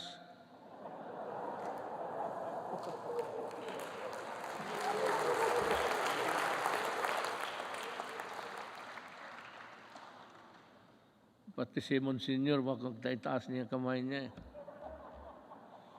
That is why I implore our countrymen who are now in the list of sectors to be inoculated to get vaccinated now. And to those who received their first doses, please return for your second shot. I also ask for patience for those who are next in line to receive vaccine.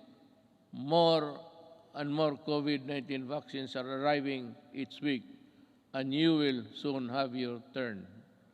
Corollary to this, it is high time that clear and precise uniform protocol and guidelines are issued in anticipation of the vaccination of more Filipinos and the steady reopening of our society. You know, pagpasensyahan niyo ako, I beg your kind indulgence. But I have to talk about something which would affect us all. It seems that this government is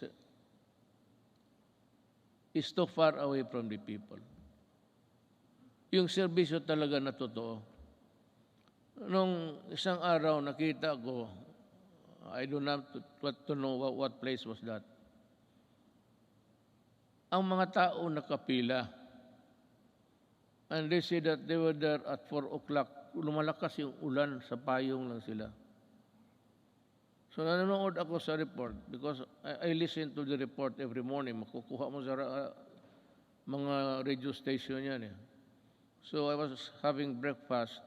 I was listening to their TV. At nakita ko yung mga tao nakapila doon, malakas ang ulan. Sabi ko,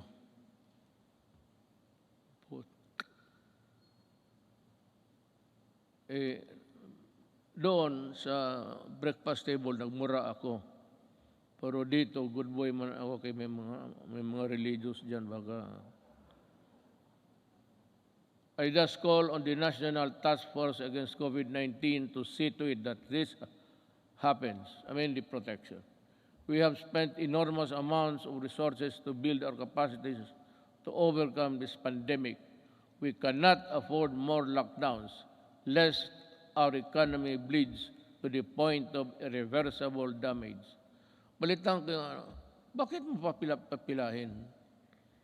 At sabi kasi doon, libre lahat na, wala nang So nagpuntahan yung mga tao, nagpila, kasi wala nang lista-lista. Pero sabi mo, ito, alas 4 pa sila.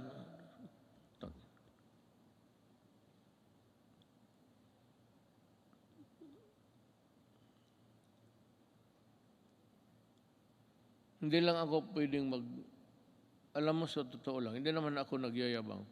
I'm just an ordinary Filipino citizen.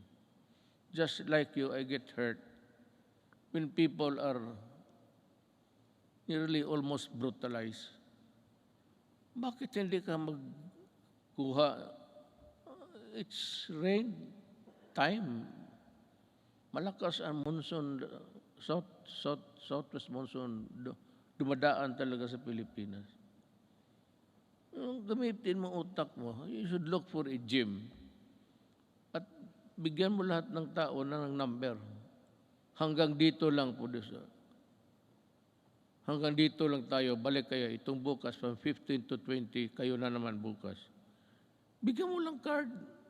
Prepare a card where you can, the marshal will go around the queuing na, bakit mo, hindi ko maintindihan, this media, hindi ko maintindihan, bakit gawain mo yan sa Pilipino?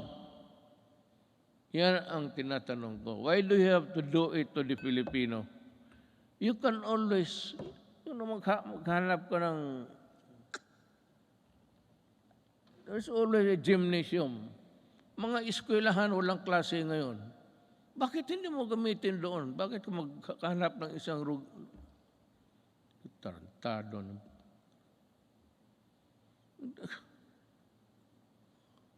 Kaya lang ako, well, it is to my chagrin, because gusto kong lumabas. Itong PSG lang na ito ang, sabihin ko sa inyo, huwag kayong magpresidente. Ito, wala talagang, sabihin ko, maliit ang sweldo. Wala ka. If you're not there really for mag-corrupt ka dyan, well, it would make you a billionaire overnight. But kung magtrabaho ka lang ng ganito, ako presidente, gusto kong lumabas doon, sabihin ko, hoy, mga, bakit ganito to? Bakit ganon kayo ka-stupido?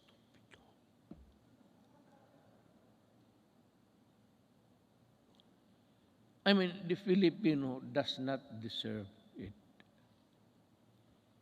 Even if they are not paying taxes.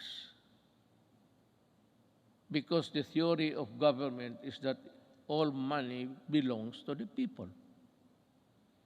And the money is there. It belongs to all of us. And it should be used for public good.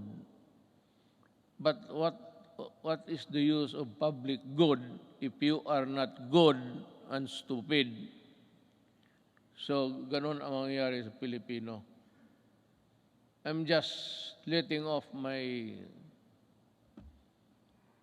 Kasi kung hindi lang talaga bawal, itong PSG, hindi ako pinapalabas. Magsabi ko, magpunta ako na, sir, hindi pwede yan, hindi pwede. Kulong talaga ako. Magpresidente ka, totoo lang, you are a prisoner. You are brought here, kunyari ka pa, di chopper ka, di gwardya, patos uwi ka doon sa bahay mo. Tapos hindi ka na makalabas. Preso ka talaga. Tawagin mo ang security, yung gusto kong pumunta, sir, pasensya na. Tapos paggalitan mo, sabihin mo, sir, ang authority namin does not come from you. It comes from a law. So, kami ang masunod. Talagang, sige ka, perma, bunch of papers, if you read it, hanggang umaga, trabaho ka. Sweldo mo, ganun lang. Just give me 219,000. Tapos ganun ang trabaho. Mag-isa ko. Butit ngayon, kaya nandito yung asawa ko at dito yung anak ko. Nabubuhay yung loob ko, mag-uwi ako sa bahay ngayon. Looking forward. Today is my last State of the Nation address. But this is by no means my swan song. I shall never cease to implore Congress to pass vital and critical legislation as well as to push the entire government to ensure nothing less than the full recovery and revitalization of our country. But to do this, it is necessary for us to first overcome the crippling fear, anxiety, and uncertainty that was caused by the threat of the COVID-19 virus. Well, I really do not know what to do. I have to listen to the task force. This is a group of people volunteering to be a collective advisor or that would give you the advice collectively, we put it that way, na sila ang magsabi. And we're just waiting for the word. I am referring to COVID-D, Delta. It is rampaging now in Indonesia, Thailand, India, and many parts of Asia. And ang sabi doon sa the Western medicine says that it is far more aggressive and far more dangerous, and it can cause death easily than the COVID-19 original. So this is as good as any other time to say it. If says that it is really dangerous, back to lockdown.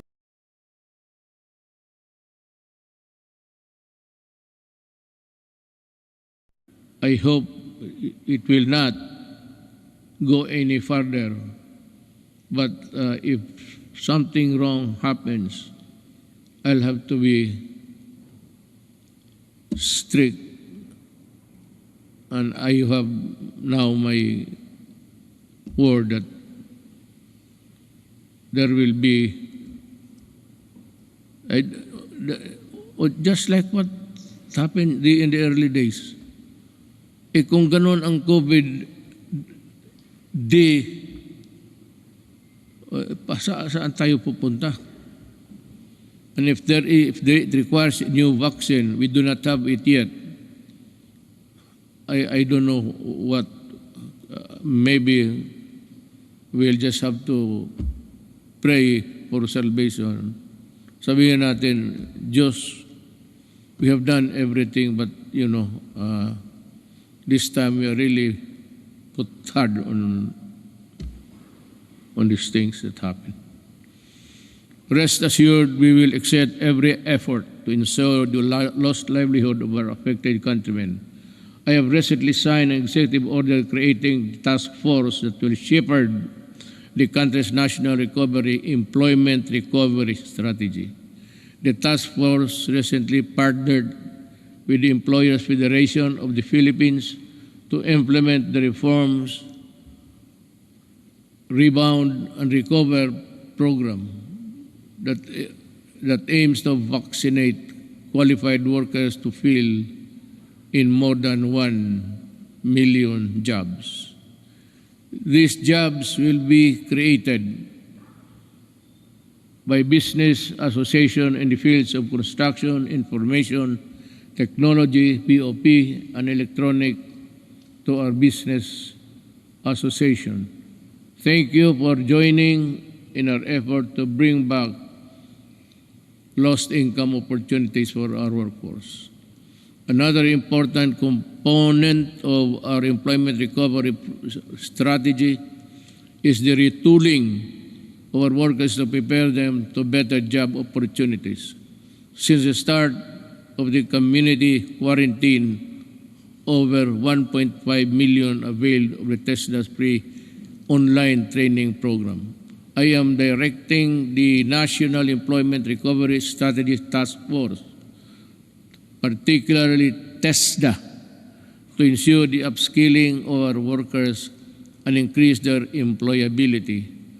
I expect the task force to work double time, not only to recoup job losses, but more importantly, to rehabilitate the economy and help our hardest hit sectors. Through COVID-19 assistance, to start enterprises or CARES program, we released 988 million pesos worth of loans to over 14,000 enterprises. Bayanihan 1 and Bayanihan 2 released 2.9 billion pesos worth of loans to over 12,000 enterprises, including our displaced OFW enterprises in the tourism sector, to help them start or sustain their business amid the pandemic. Along this line, I would like to renew my call to Congress to immediately pass the amendments of priority legislative measures such as the Foreign Investments Act, the Public Service Act, and the Retail and Trade Liberalization Act.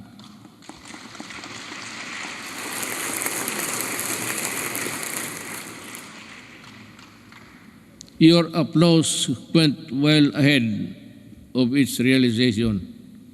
You have to work on this, guys, and well, I'm sure that we can have a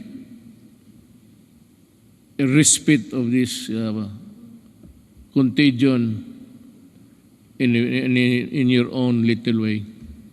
Finally, I would like to reiterate my call for Congress again to pass legislation to establish a single agency that shall focus on and respond quickly to the needs and concerns of our OFWs.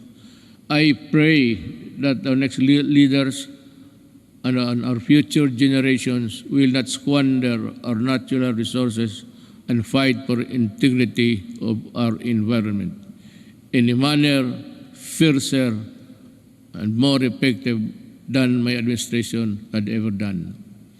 The pandemic has taken so much from us as a nation, but like other adversities that tested us time and again, it can never take our courage and resilience and the spirit of Bayanihan 1, rather Bayanihan, and the value of the malasakit are now indelible in us Filipinos. We shall use these gifts to forge ahead towards a better normal. As we come to a point where the risk of COVID-19 transmission can, to a certain extent, be managed, and I'm hopeful that we shall be united in forging ahead towards bringing the country back to its robust growth path. Let me end by adding this particular statements. We are on learning, education, and learning. Despite our inability to conduct face-to-face classes during this pandemic, we remain determined to deliver quality and accessible education to all. Creation of the basic educational learning plan. Community plan enabled uninterrupted learning to students in the basic sector while ensuring the teachers' health and safety and well-being. While the pandemic has demonstrated readiness, resourcefulness, and capability of government to serve the Filipino people through the use of ICT and digital services, it has also shown its inherent deficiencies and weaknesses. As such, that I ask Congress to pass an e-governance act that will set up transition of government processes to digital age. I'd like to add something on the protection of our overseas Filipinos. I also ask Congress to pass a law creating the Department of Migrant Workers and Overseas Filipinos Kailangan po ito because they are suffering they suffered not only yesterday but they are still suffering now with so many inadequacies in both our government response and including the monetary assistance. To ensure that there is a department that is solely focused on addressing the needs and taking care of the welfare of our countrymen abroad. Before I end, let me also touch on the environmental protection. It has also been 13 years since the Supreme Court Trumandamos ordered the rehabilitation of Manila Bay. Unfortunately, no immediate substantial action to comply with the Supreme Court's order was undertaken until 2019, when this administration started its long overdue rehabilitation. As of May 2019, all illegally operating open dump sites surrounding Manila Bay has been shut down, while 151 out of 187 LGUs surrounding the bay have now access to sanitary landfill. Establishments have been forced to comply with environmental laws and ordinances, while those who did not have been closed. As a result, pollutants have been slightly reduced, coliform levels also reduced to its barest maximum, are now in its longest levels in years, if not decades. I urge the DENR to sustain the efforts to continue working with our LGUs to restore Manila Bay to its former glory.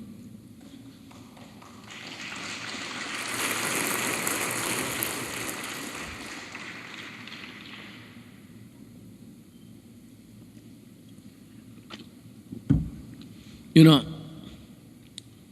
just one little thing before we end. Yung pag-ano sa Manila Bay, where there is the corner where all of the garbage by current, by action of the current, nandito marami sa likod ng Luneta.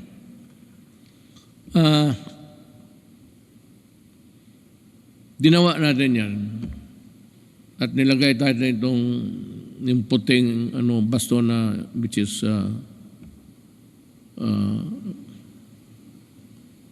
scattered into small pieces. Nawawala minsan yan because of the waves. So every now and then, we still have to replenish because we cannot change the nature of our shores. That is how it is. It is not a permanent fixture there, doliform. It is there from the mountains, and we break it down and bring it to the sea. But that would occupy that place irrespective of there is a high tide or low tide. Nakakatulong yan at nawawala yan. And the only way to do it is to replenish it until we can think of a good alternative of how we can process the whole thing back to its normalcy. If there was really normalcy at the time or at any other time in the past. On the resilience, again, dinagdag ko na lang ito. So time is good and at any other time again to ask you. In line with this, we hope to pursue the creation of public entities dedicated to managing emerging and re-emerging diseases. I thus fervently ask Congress to enact a law creating the Center for Disease Prevention and Control and the Virology and Vaccine Institute of the Philippines. We must, baski gaano natin kahirap, however poor we are, I think that the Filipinos, given the proper support and the things, the equipment that they have to use, we can, I am sure that the Filipino brain can also process or make vaccines in the future.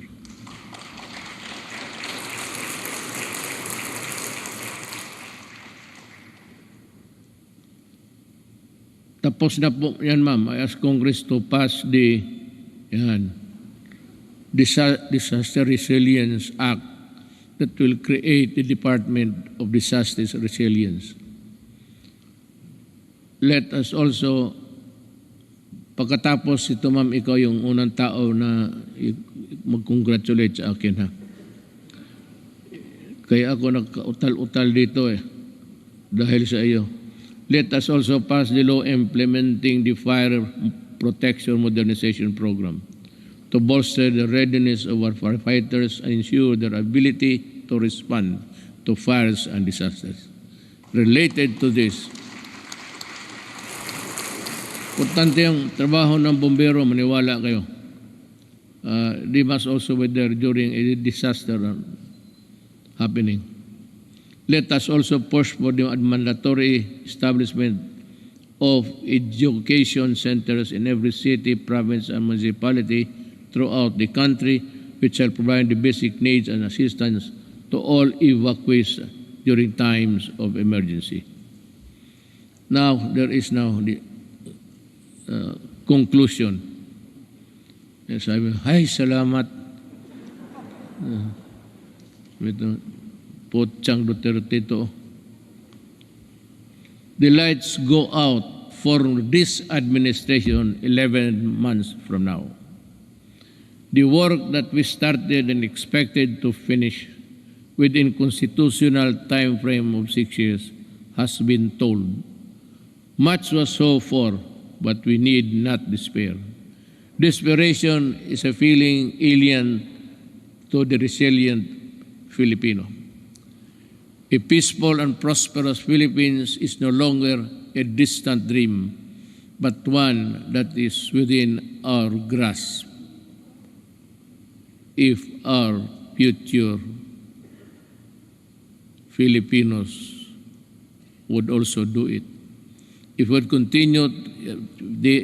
would continue and would seize the opportunity to work together.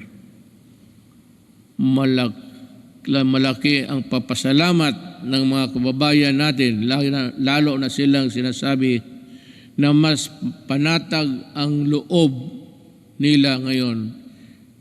Hindi na nababahala ang mga magulang na lumalabas ang mga anak nila naglalakad sa gabi.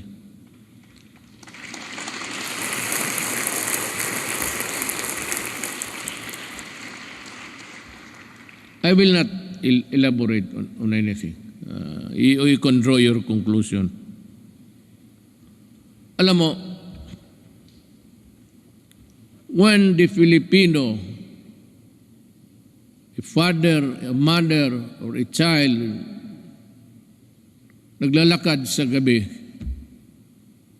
at siya ay gaya ng iba, even in America, you go into the inner cities of LA and New York, Washington DC, there's a corner there, they say, do not go there because you'll not come out alive. Ganon, kung hindi maglakad na sila, puro takot na lang ang nasa loob nila, ma-hold up sa jeep, tapos pati yung taga-ombudsman na buntis, patay pa, pati yung bata sa loob ng tiyan. But just to get the money to buy shabu. Because when the monkey is riding on your back, yung katawan mo hindi mo na that is why you need to higop, sip. Kailangan mo maghigop at kailangan mong pumatay pag wala kang pera. Hindi naman talagang papatay. Maybe not. The mind is not ready for that. But in the struggle, you put up a struggle. If you are the owner of the money, talagang papatayin ka kung hindi mo ibigay. Yan ang ayaw ko. Kaya nung na-mayor ako sa Davao, ganito, mga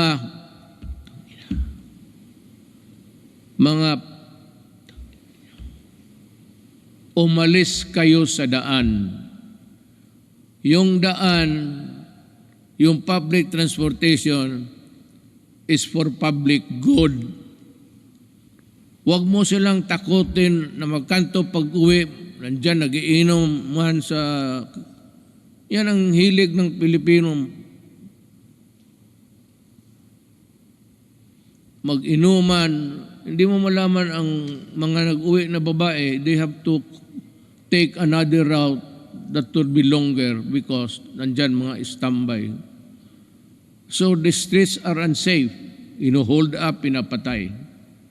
Sabi ko doon sa Davao na lang, wag na lang ako dito sa Maynila. Hindi naman talaga ako nakikialam dito. Pero alam nila, alam ng pulis kung ano ang gusto ko. Magprangkahan tayo. Sabi ko sa pulis, isauli mo yan. The roads, the highways are for law-abiding citizens of this country. Yung mga kriminal, yung mga, the dregs of society, wag ninyong gamitin yung mga daan, hindi para sa inyo yan. And I will see to it that you are not there. Be sure that when I pass by, I do not see you. Because if I see you, I will dance with you. Isauli ko. Kaya ngayon, medyo hindi naman talaga But yung mga sales girl, mga shopping center, panatag na ang loob nila. At least chances of being mugged, murdered, and raped. Yan ang ayaw ko. Pag malayo, nakahigop na, kunin yung pera, hilain doon sa medyo maliit na mga grassy portion and rape. At papatayin. Yan ang hindi ko matanggap. Just like in Filipino sa Wikwing, I may be just a little bit crazier than the others. But that is what I am. Ayaw ko yung, lalo na magsyabo ka,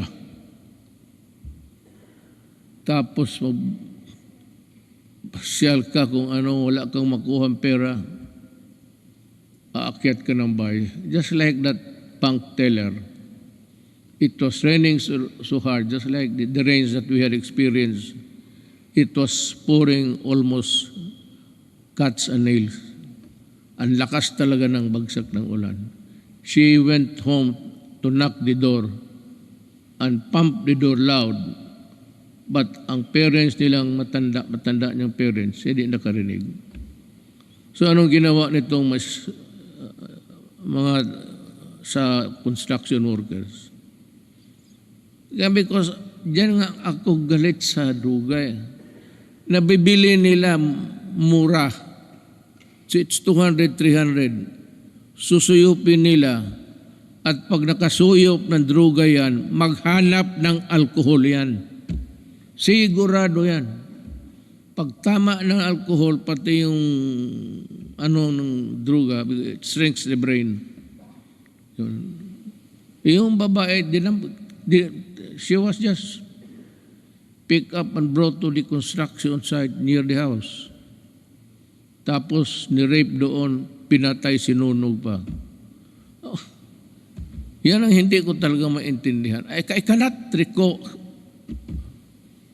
yung bata na 3-year-old rapin mo. Ang problema nito, ang nakikita nila, ang patay ng mga kriminal. Well, how about the victims on the other side? Bakit hindi ninyo tignan and see what these criminals have done to our children, to our wives and daughters. May listahan kayo. Ang listahan ninyo doon sa namatay, hindi ba kayo maligaya niya, wala ng kriminal? Pero pag tinrin mo dito, ilan ang patay na inosente, pati pulis ko at sundalo na mamatay dyan. Baka akala ninyo kriminal lang.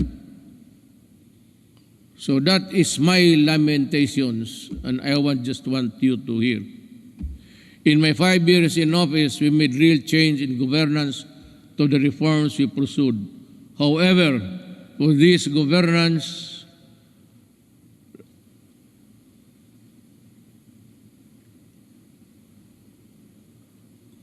must be sustained and broadened. We need to make, I'm just getting my air. Naghihingal ako. Baka dito ako mamatay pagka-presidente. Iba na ang pitik ng ano ko ngayon. Ng kasing-kasing ko. Kasing-kasing is puso. To make every public servant responsive to the needs of the people and enjoin every Filipino to assert the right to demand malasakit from their leaders until everyone lives with dignity, well-fed, educated, healthy, secure, disciplined, and empowered to contribute to the national development. I will not be forever be president. But ang kulang sa Pilipino is assertiveness. Pag mayroon kayong transaction at hingian kayo, ang sabi ko sa inyo, ito ang payo ko. Murahin mo, sabihin mo, nagtatrabaho kayo at kami dito. We are following papers and you are sitting on your ass on it. Kaya dito sabi ko, makinig kayo lahat ng Pilipino, total last sunog nito. Pag may mag-follow up kayo, permit, clearance, at maghingi ng pera, murahin ninyo, sabihin ninyo, yan, sabi ni Duterte, sampaling ko kayo kasi ako nagbabayad ng buwis. Bakit ginaganito ninyo? Anto di mga Pilipino, hindi naman lahat. Tayong magtatrabaho sa gobyerno. You know, I mean, it takes you 1 month to process a paper. Takes you patos pabalik-balik yung tao. Pag ang tao bumabalik, 2, 1, 3, then there is corruption there. Murahin mo at kung maari, pahiramin kita ng pangkulam para kulamin. Ganun talaga. I'm just warning everybody. There's still 1 year to go. In about 3 days, lagyan mo ng papel, bumalik ka dito at this hour on Thursday. At pag gano'n, pakita mo yung papel, hanapin yung papel ibigay. Yan ang gamitin ninyo. For all the local governments also. In my cabinet, it's 30 days. Walang extension. All. Sabi ko, reduce the signing authority from 6, 7 to only 1 or 2. Hindi naman kailangan hindi kailangan magpirma lahat ng empleyado dyan. 1 or 2, yung iba mag-process lang.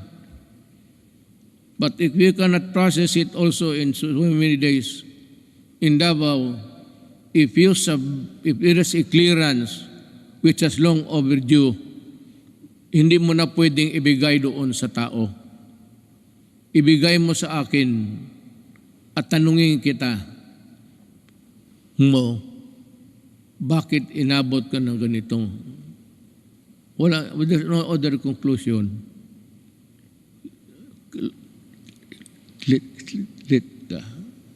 Corruption. Kagaya, what is true in Davao is true for the entire Philippines. Mabutit na rin niya nakapagsalita ako ng freely with you. Total, last ko naman itong SUNA. Mabuti ang malaman ng tao na ganon ang ginagawa nila. It's not there. Hindi man nila nilagay ang mga ganon na wala mang mura dyan. Be careful. We need to fight and subdue narrow vested interests and ensure that our gains will benefit to the greater number of Filipinos, especially those who have the least in life. We have laid down the groundwork and are continuing to push for landmark reforms and key accomplishments to the last day of my term. I have full confidence that the Filipino spirit, pati ako nagmamadali na. Naihi na kanina pa eh.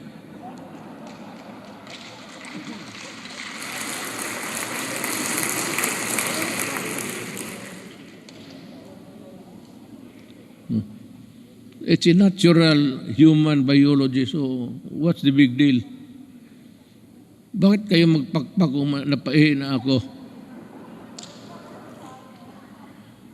Sa bagay, alam ko rin, nahiya kayo magtindig. Puno ang pila nito pagdating sa CR maya. I have full confidence that the Filipino spirit will persevere and triumph together. And together, let us rise as a nation. Thank you.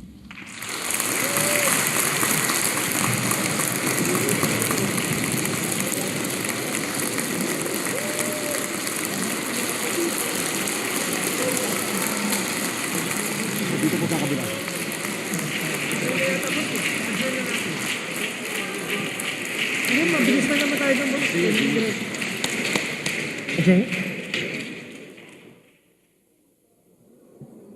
Bakit pa ba? Bakit pa?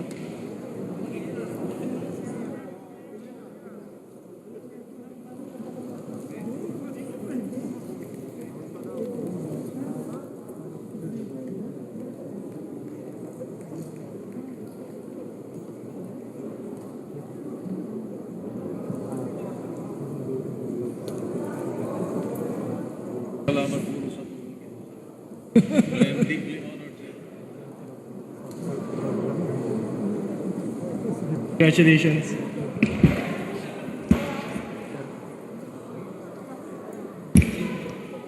On the part of the Senate, the joint session is hereby adjourned. On the part of the House of Representatives, the joint session is hereby adjourned.